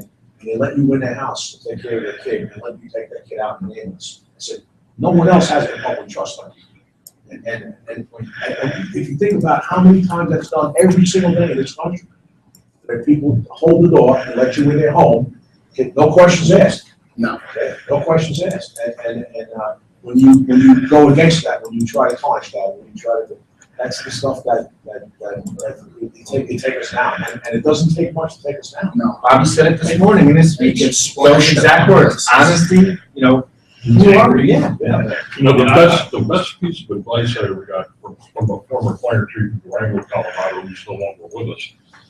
And it was simple advice. It says, if it feels good, don't do it at work. They call it work for a reason. Yeah, right, exactly. But I heard that, and what Chief Ron was saying, I like to share this with my son and for anybody out there, or volunteer members who also may be cops. We have more authority than the police. He's been a cop for 17 years, and when he shows up, people start locking the doors and hiding and don't let him in, and will not let him in without a warrant or without, exactly, and then the other, and here's the child scantily clad using their same term, chief, and the door's held open for us, so don't violate that trust. And when the guys do what they did, and it only takes one guy or one news story, because news is national and system now. Yeah. So now it's, well, all firemen are like that. Right. And we all get branded. I don't care where you're from, whatever corner of the United States you're from, you're branded right away. They had that big overtime scandal a couple of years ago. In Las Vegas. Las Vegas. No, it wasn't Cleveland. No, it was Las Vegas, and I think it was Clark. It was either Clark County or the city of Las Vegas. It was Clark County. The union had their meeting. It's not anti-union, but they had their meeting at the beginning of the year, and they talked about who's taking what shifts off the rest of the year, don't say. Ahead of time. Yeah, I'm gonna take these 3 weeks sick, I'll take these. And they set up their overtime, and it was lieutenants and captains that done too. Guys went to jail, because somebody found this pattern. It's fraud. I went to the fire chief, It's fraud. and the fire chief went to the police chief and said, you need to investigate this, and he brought the FBI in. A couple of guys lost jobs, one guy went to jail. Of course, it's for stealing. It's fraud. It's crazy. So what happened? I know what I hate the paper, the news, it's instant, it's on CNN, it's on Fox. You're not even people who know you say, hey, how's your overtime program going? And this was right around with the time when the bottom fell out, a couple of years back, 2008, 2009, and that's where everybody was mad at civil service because you had a pension, remember that whole thing? I'm living it right now, that's not over. Not over there right now. My retirement date is 6 months instead of 3 years from now. Is what's going on. So yeah, it's going on today. They're trying to, and I get it. But I've worked this. My goal is 2 years away. I don't want the bottom to fall out today. So I may have to leave sooner than I want. I remember someone saying something along the lines, don't do anything that you would be ashamed to tell your mother about. Right. I remember somebody making that statement, and I said, that's a pretty good statement. Don't do anything you have to explain to the paramedics. Or your mother. Yeah, if it's gonna be on the 6 o'clock news, you gotta face your family. But it's going to be on 6 o'clock news.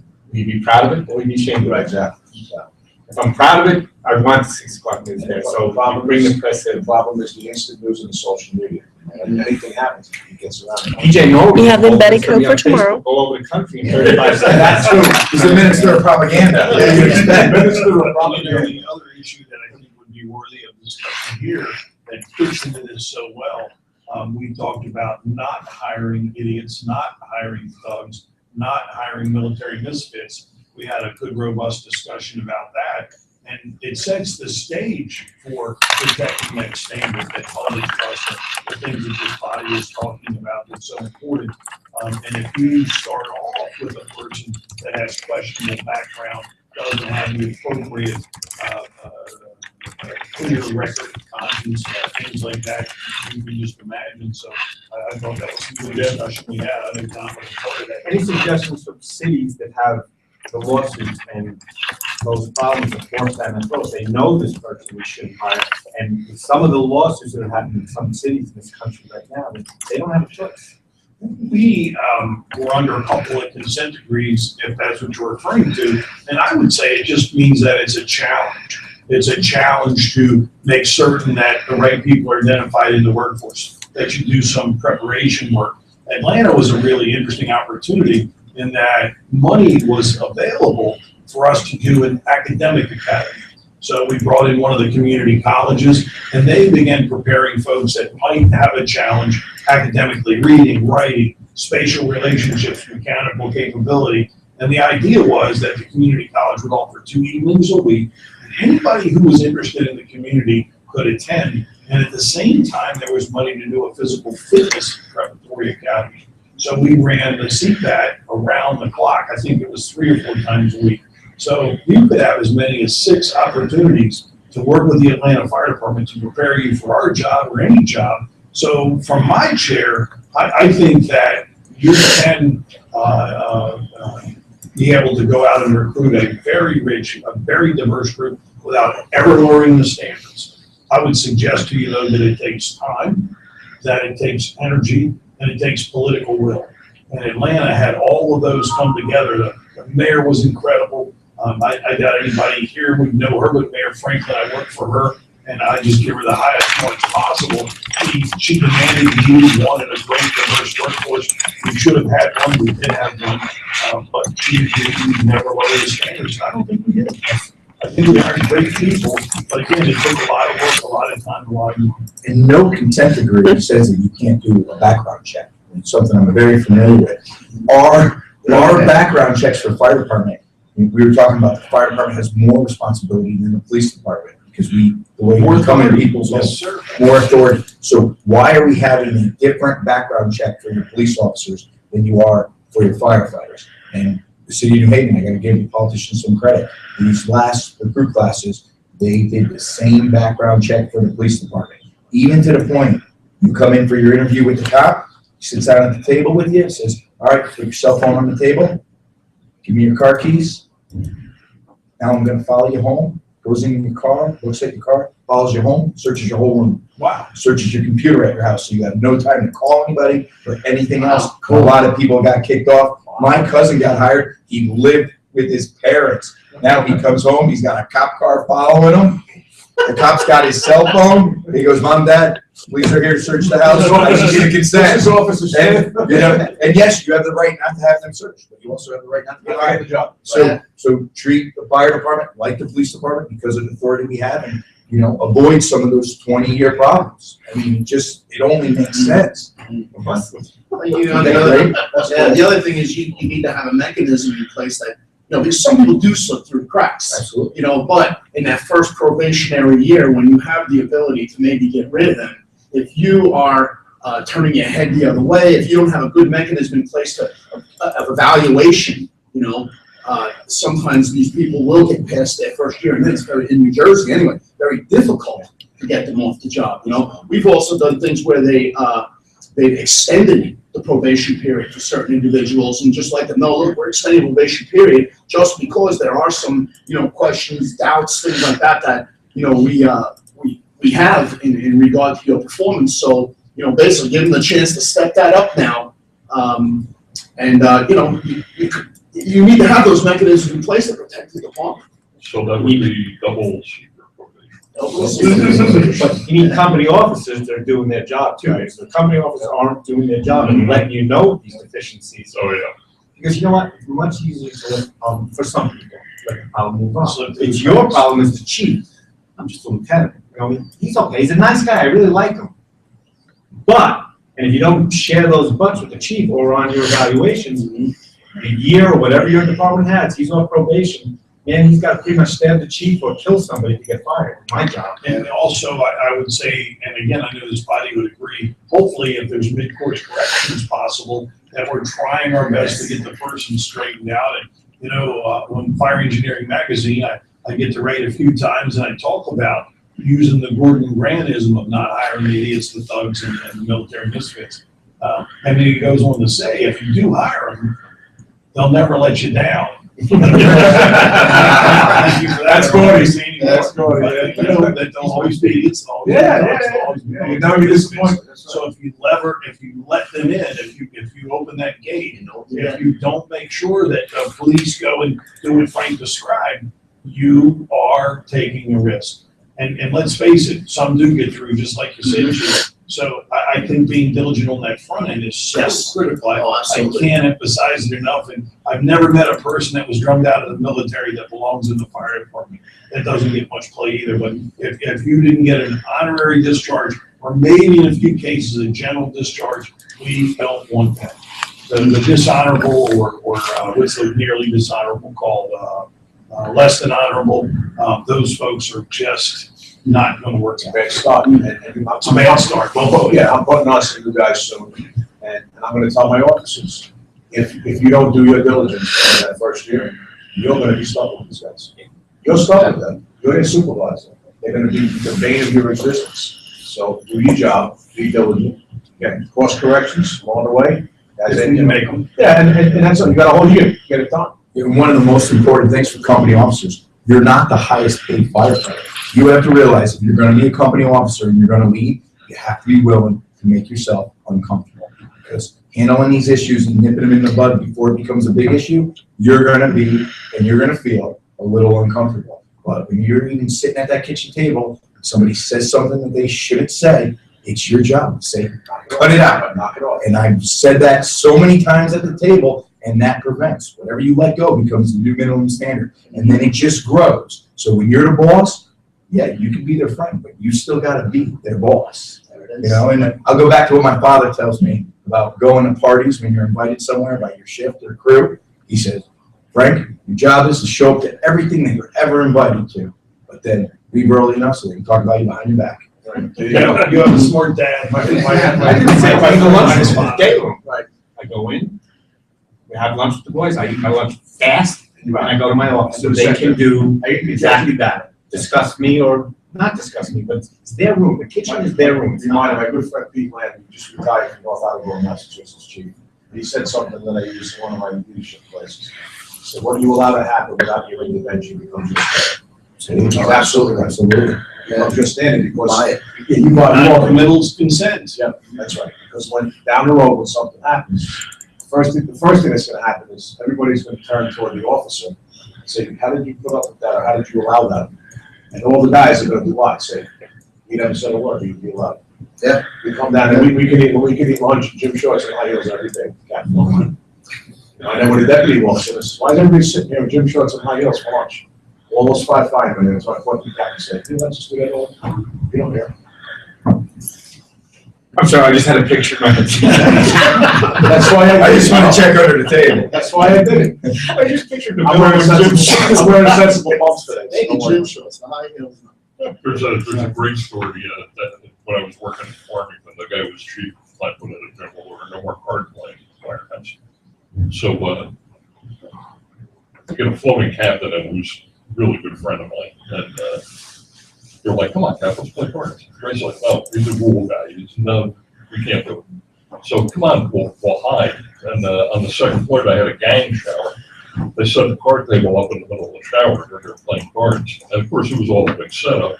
The battalion comes in and catches them all up in the shower playing cards. And he's like, whose idea was this? And everybody turned and said, Captain Mosier. Set them up, right? Oh, yeah. That never happens. No. And then the thing we talk about the company officer, I tell the future, we're doing a new officers course on it, every January. Take all the new lieutenants and bring them to the academy for a week. The chiefs give them the things that they haven't, they're not going to get in fire officer 1, 2, and 3. This is the stuff, leadership, dealing with difficult people, all the stuff. Because what we figured out, the new officers are great at the fireground, terrible firehouse. So we invented this course. Next January will be the 3rd year in a row. Wow. It's very good. The kids that have come say it's like the best training they've ever had. And I got one of yours. Yeah, yes, I got one of yours. It's awesome. The thing about this is was it years old they can have? Up to 24 months in grade. So I have a problem lieutenant that I wanted to send to that, and I called them up and said, no, they don't want the older lieutenants contaminating the brand new. No, I'm serious. The thing is, That's what we said was, don't send us your 10-year lieutenant who's really bad. We're not going to straighten your 10-year lieutenant. You should have done that already as chief. Send us your new kid. Will you eventually build a course that does that? Maybe. Probably something to look at. Well, actually, I love the idea. Right now, we're doing the first line officer for a brand new, and we're thinking of doing a commander's course, maybe shift commander, that kind of stuff. From line officer to shift commander, or battalion chief, whatever. Maybe The way I would package it though, you gotta be a new guy to get into the program up to 24 months because it's new. Right. And not because of giving me your garbage, but because it's new, it's something I'm gonna fight for. Well, there's probably 10-year lieutenants in Wallingford that's waiting to get some good training that are not baggage. So maybe there ought to be that. But they have habits though, even if they're good habits, But this guy can break their habits. very good chaps too. Starting with the knees and working up. Correct. Yeah, the program is very rigid. I love the way you have it laid out. The kid that we got that came out of that, young. And he came back to change the world, right? Well, that was an issue too that we had to take. And it was I know you're talking about. And he's a great kid, and I knew it was me because he's me. I was him, so I get that. He came in the door, but we got to change the way we have our high-rise back. And he started like, there were 12 other lieutenants that worked. You can't do that. Yeah. You can't, and he pissed a lot of people off. I kept putting him, and it doesn't work for me directly. He works for another chief. But I said, Sam, everything you have and you want to do, I agree with. It's about time. You got to sell it. You can't say, well, I'm going to do this. No, you're one little lieutenant in a department. So I said, you need to talk to the other lieutenants because all our rates are going to be laid out the same way. And but you know what? They're saying it's good enough. We've always done it this way. I go, Sam, back off and explain to them why it's better. Friction, whatever. Just change your step like that. Details aren't important. But you got to sell it to them because it's a good idea. But you're not selling it. You're telling them. You're the newest lieutenant. I got a 10-year lieutenant who's I put up against anybody. You're not going to tell him how to change. But I know he's smart enough. When you show him your new idea, he's going to love it. But Sam is. You got to tell him. He's going to fix it. Part of what we tell these new officers is this leadership gig. We do a lot of the week is leadership stuff, different angles. It's hard work. We thought leadership is hard work. You got to work at leadership every single day. Every time you come to work, you got to stick to leadership that way. You know, I'm the youngest guy here, probably. I'm the oldest. I'm the youngest. I'm the youngest by far. I think you're lying. But I probably am the oldest. And when I jumped on board as an officer and waited for that opportunity to train, it was a lieutenant in 1984, 83, something on that order. And to stay up that whole night wondering, worrying, and thinking about the training that I didn't have. And then it's been a journey ever since to pick up that training, much less have a chief that would say, here's the course, here's the direction, here's what you need to do that you guys are doing. And it's just refreshing to realize that that training component comes with part of the job instead of saying, go out and find it yourself. And then you'd ask the older members, some really brilliant people, and they would say, you figure it out. Right? Holy when you got promoted, how did you get promoted? I had a chance to, and I said it was 85, I was being kind. 1979, I became a lieutenant. And in 1979, it was a written test followed by the testing process. You passed the test, you're promoted. That was it, brother. They said, here's a new helmet shield. Figure it out. Well, in the Washington, D.C. area, you get a white helmet. So that was a big deal. But I'm promising you, the people I looked up to, you will figure it out. And it wasn't, go into this program and within the first 24 months get it done and dealing with tough people and all the things that Chief said and you said. It was literally, you'll figure it out. And of course, I started in 71. Again, not trying to date myself, but it sounds like I am. Bottom line was you learn from the people before you what it was like the writing on the cave wall or listening at a campfire. It was never sit down and let us take you on a journey of how you should behave, how you should manage a company, what you should do operationally, what you should do. Never anything structured. Not at all. You know, Mine was very similar. They said, Chief called me to the office. I scored number one in test, called me in the office, made a favor, sits me down, and he says, you probably know why I closed in. No, I don't. They can go 1 through 5, and I'm from New York. The number 2 guy, Rick, awesome guy. We studied together all the time. Grew up there. Was a volunteer in the combination system there. His whole life. I'm like, Rick is gonna get it, and I'll get the next one. That's what I thought was gonna happen. He goes, the last day on shift 1 is Monday, and on Friday you're gonna report to Captain Mashinsky, and you'll be lieutenant on MG2. And they gave me a shield for my helmet. Shook my hand. I walked out, and I was like, what the hell just happened? And I was volunteering on Long Island before that, and promotions were a big deal. You know, in the volunteer system, much like Maryland, it's a big deal. No swearing in ceremony. It was just like report them on Tuesday. I was like, wow, this is crazy. But since then, we've grown, and probably some of it was my pushing. We need to make this a big deal. The wives got to come, the kids got to come. So now we have a swearing in ceremony, medal day, and we've grown, and it means you're now a lieutenant, not just being transferred across the room. It's a big deal. Do a good job. The underlying message we always tell them is you can't just worry about yourself anymore. You got to worry about the other 2 guys. Well, it's an awesome responsibility. That when I first got promoted to chief at New Mexico, I mean, and I considered myself a student of fire department management my entire life. If I don't own every textbook on fire department management, I've at least looked at it. And I'm feeling pretty good about myself. I'm sitting in the chief's office and the phone rings. Chief Harder, Mr. Fire Chief? Yes. One of your guys is sleeping with my wife. There was nothing in any of those books that covered that one. And I wanted to tell him it was part of a new customer service initiative, but I couldn't figure out it's not over very big. But, you know, there's was that like the first week you were in the seat? Yeah, and it's just one of those little things that you don't learn along the way how to deal with some of that stuff. I got the wrong number. Is your show supposed to start soon? I don't. It already started. Basically, what you said about he doesn't give us a hook. This is like the Oscars. I gotta go. I got told Eddie Buchanan I'd stop in his class and see you last hour. So I got to see Phil like the Oscars. So there you go. Jumped in. I don't want to leave an open spot. Thank you very much. Thanks, Frank. Take care, Frank. See you later, brother. Thank you very much. See you soon, Frank. Bye-bye. What we talked about doing for the 10-year lieutenant, we don't want to put in the class. It's taking those modules, it's a week of 4-hour modules, AM, PM, the whole week. It's taking the modules and offering them at different times at the fire academy. So like we're going to do the dealing with difficult people module on Wednesday from 1 to 5, and then maybe the chief will say, hey, I want you 2 lieutenants go up and take that 4-hour class. So we're actually thinking of spreading it out a little bit during the year. We just can't keep doing weeks. All the chiefs come to teach. We commit ourselves to that week, and we're all doing it for the good of the But you know how rude it is for me to jump right in there and question you, and I'm going to question you. If there was a guy like you, exactly like you, specifically you, that opened up a course that talked about the 10-year lieutenant and the bad habits, and we've got to break. In other words, you gave them the sort of the groundwork, and then they started into that program. I'm still imagining it's going to hit it out of the park.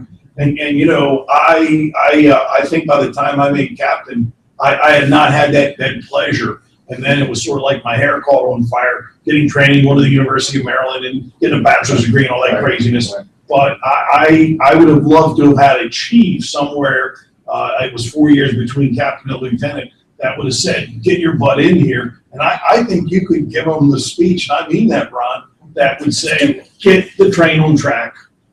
And there's no more time left. It's time to learn your job skills. And boy, we're sorry we missed you 10 years ago, or whatever it is. But boy, I can just see that working so well. We're kind of talking about I got to agree with you. Yeah, I don't disagree. It's super valuable because probably the weakest link in our education chain is people that have been promoted. Once you get promoted, I mean, if you look at there's fire 1, fire 2, there's so much there for the firefighter and the newer guy, but the officer development courses are, it's just probably the weakest part, and a lot of it comes, officers that are great officers usually have a mentor that brought them where they were, or, it's very, very individualistic and self-educated. Yeah. Found it on his own. Yeah. But when you sort of put together a program that's got, it's very solid, there's value. Yeah, I'm there with you, brother. There's a lot of value to it, what I've always found is a great department has great company officers. The company officers are generally although any issue and responsibility and downfall of departments, it always has to be laid at the door of the chief of department. And a chief of department will make sure that his company officers are great.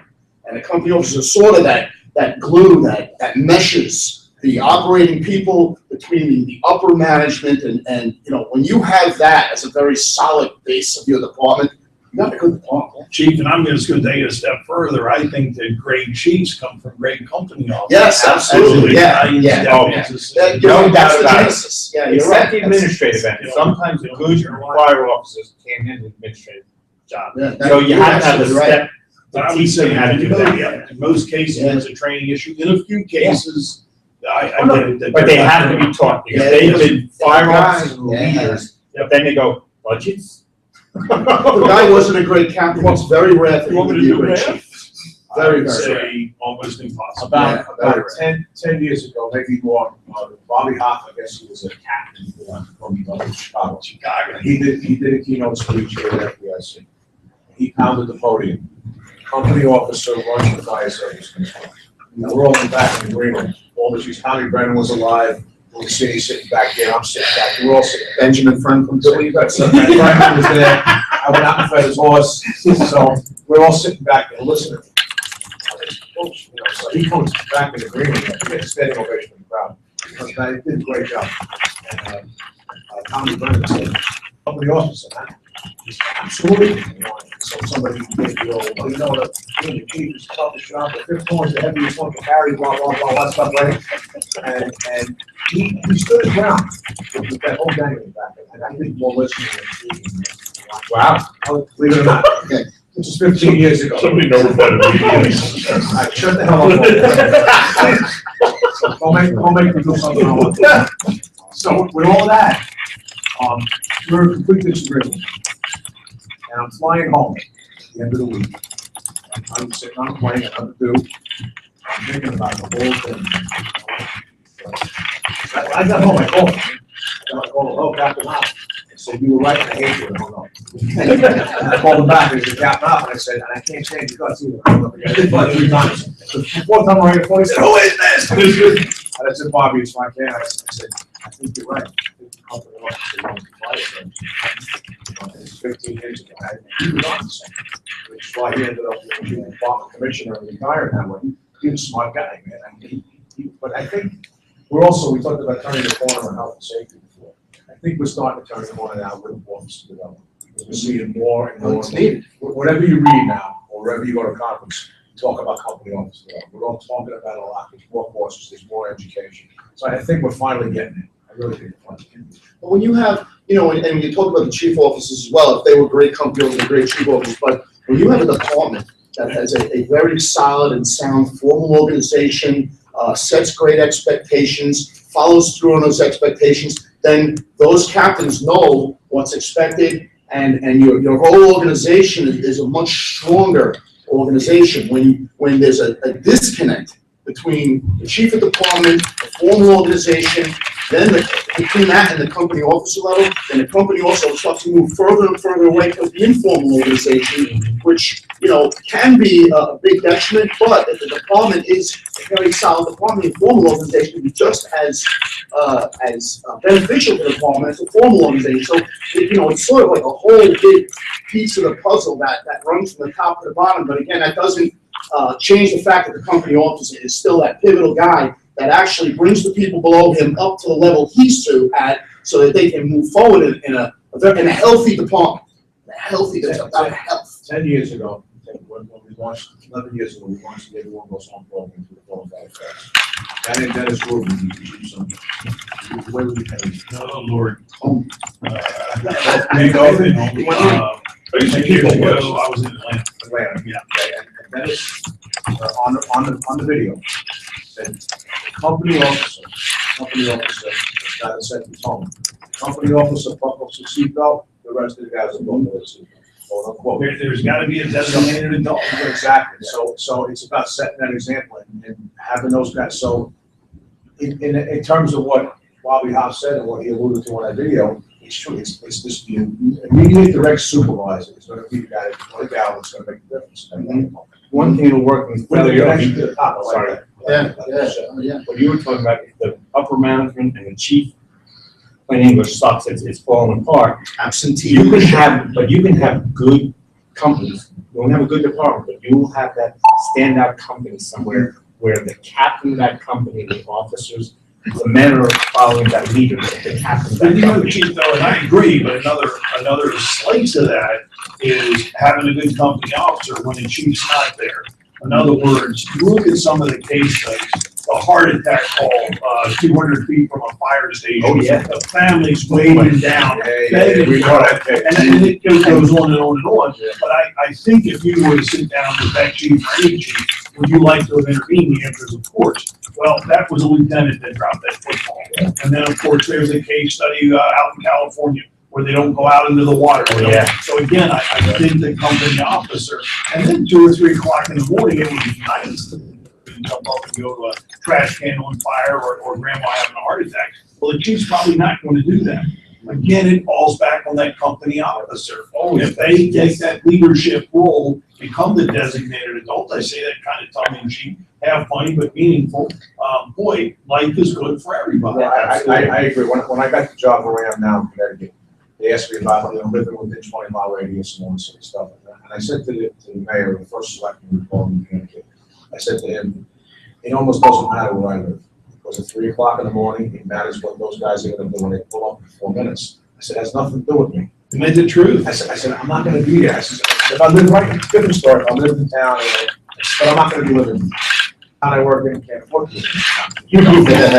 So I can't afford to drive to that. So I said, it doesn't matter where I live. I can be an hour and a half out. They had their 20-mile limit, which is fine. And I live within the 20. But I said, it doesn't matter.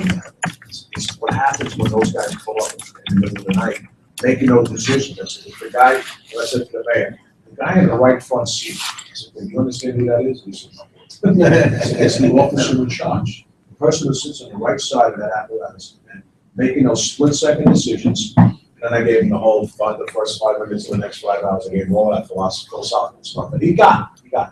He said, we never thought of it that way. We always thinking, the chief has to be there. I said, no. I said, the chief goes to Indianapolis for a week. The chief goes on vacation. The chief gets sick. Yeah, the chief can't always do that. Another human. Comes to Wallingford for meetings, right? So that's kind of, I think that's the firm belief now. It's really that first 5 minutes, those decisions that are made, those snap decisions. Yeah, I think it's the same about bad things happening in the station beyond just responses.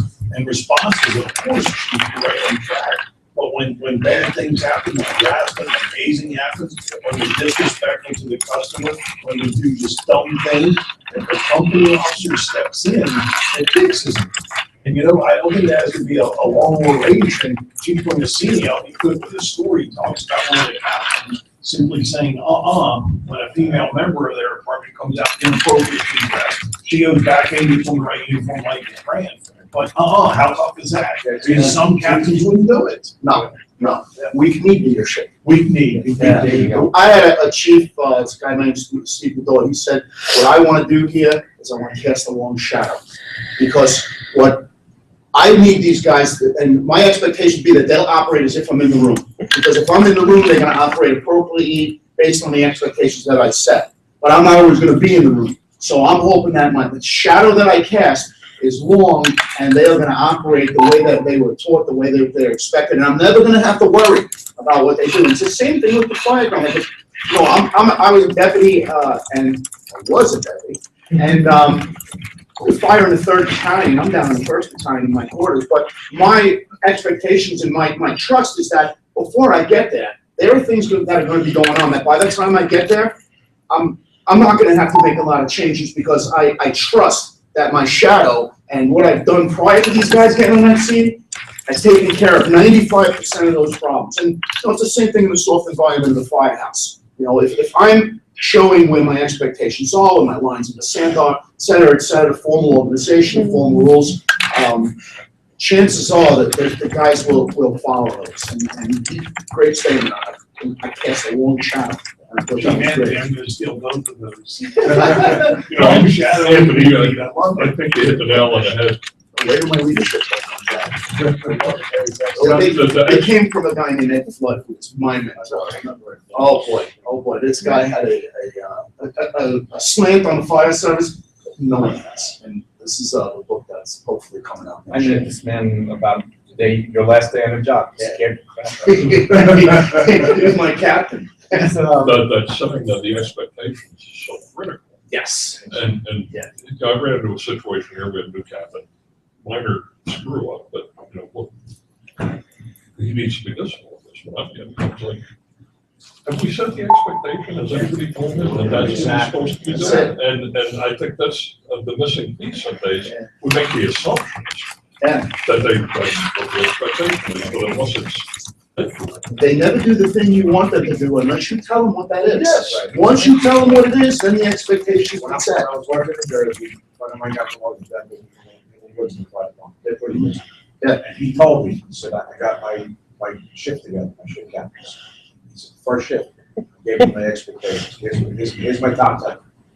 I said, that's really interesting. This is probably 8 or 10 years ago. And I said, he told me the things. And he goes, that leaves nothing to chance. Now, if they do something I don't like, he says, but I never told them I don't like it, it's not their fault. But now, these are my expectations. And I took that. And when I went up to the Southeast Committee for that gig, I did the same thing with the chicks. These are my expectations. But what I did at the same time when I met everybody was, what are your expectations of me? What do you expect from me to school? And I did it again in local music. Here's what here are my expectations. What are your expectations? And every year we'll have an annual face-to-face and we do work on that. Yeah, Here's what I expected from yes. Here's what I expected from you. And What a fine officer, though. and I knew him when he was a firefighter, I knew him when he was a captain, I knew him when he's just misunderstood. That's he's a He misunderstood guy. was good, he did his job well. Well, he's still doing his job well. And so that expectations thing is real important because 8 months down the road, you know, Lieutenant does something to Cline. I had a meeting 8 months ago and I got in, when I said I expect you not to, or whatever. And yeah, I remember that. And you don't always have to be that at the baseball. You remember our conversation? Supervision and leadership is work, because even though you set expectations, there's always tweaking of those expectations. And my expectation, my office is you're gonna set expectations with your guys. And our expectation is to be very, very close, because if you know, if my expectations are, that's all I always tell my captains. The one thing you wanna know is, what are the things your supervisor wants? Because what my supervisor wants are the things that I'm gonna pass down in addition.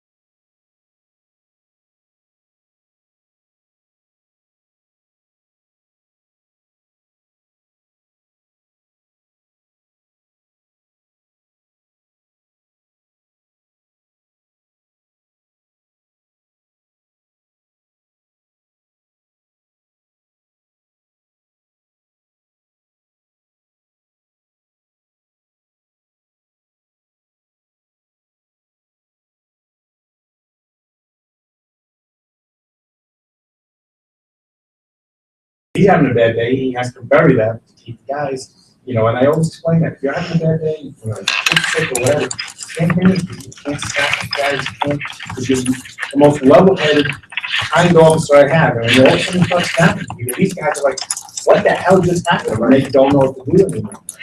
You know, and I gotta agree, consistency, I worked for a captain who was my best friend on Monday, and he was older on Tuesday, and it was just all the time. No, but what he did, I could tell which way he was gonna be, because we could wear t-shirts or we had polo shirts. If he came in with his blue button-down shirt with the badge on it, which is also an option, I knew I was gonna have a bad day. as a young firefighter, I knew this. I They said, call oh it shit. avoid the Punisher, stay out of his way. And you know what? We did. Even though the truck was washed and waxed yesterday, we went down and washed them. We waited until the bell rang, and then we saw it. Unless he had something to say to us, we were out of his way. But it was uncomfortable for me, and I should be learning, and as a firefighter, I should be learning from him. But okay, that day I'm afraid of him. But then I've also worked with people that were angry all the time, but I knew that. I knew what he expected, and it was okay. I accepted that. That was easy for me. That was, right? I knew what I was getting at. I knew what I was supposed to do. So it was different. You know, we're at 5 o'clock. Yeah. You know, I told mom. Scott, we've been on here for an hour. Scott, I told him I'll turn that off for an hour ago. Yeah, it's got about 5 But listen, minutes. this is the best conversation I've had on the radio show. I was gonna say, this is FDIC right here in a nutshell. This is why you do FDIC, you know, to do this. I love listening to you. Ronnie, I always love listening to you. Avillo, I have to listen to you. And I don't even know you. Hi, I'm Jim Duff. Take God, and take God, not horrible. Take God horrible, take God good. Yeah, hey, listen, thanks for tuning in. If you're not at FDIC, get here next year. You'll never be the same. Yeah, thanks for letting us, It's your show. You gotta close it out. Yeah, thank, Oh, you off or on? Yeah, I can put you back on. You want it back on? Yeah, I have to close my, I always close it. Diagram strategies, other stuff was true. Hang on. Be safe. Hang on, you were muted. I'm muted. No. Muted? Now, now you're on. Diagram strategies, other stuff from the street. Thank you for being here. Thank you guys for sitting in with us. It was a great conversation. Couldn't have been better. Couldn't have been better, and thank you. Go ahead, Duff. Yeah, I have to close what I close every single show. We all talk about the economy. If you're Republican, you can blame the Democrats. The Democrats can blame the Republicans, or vice versa, whatever it is. It's a long day. I'm blaming the Kurtz people. When you can buy American, you can't always buy American. When you have a choice, please buy American. Most of us here make our living off tax dollars. If people aren't working, tax dollars aren't coming in, they cut our budget. So you're a volunteer, you raise funds from our taxpayers. So when you have a chance to support the American economy and buy American. And thank you. We'll see you on our next show. we'll see you guys tomorrow, because it's Friday night will be. And Dennis. Dennis tomorrow, cool.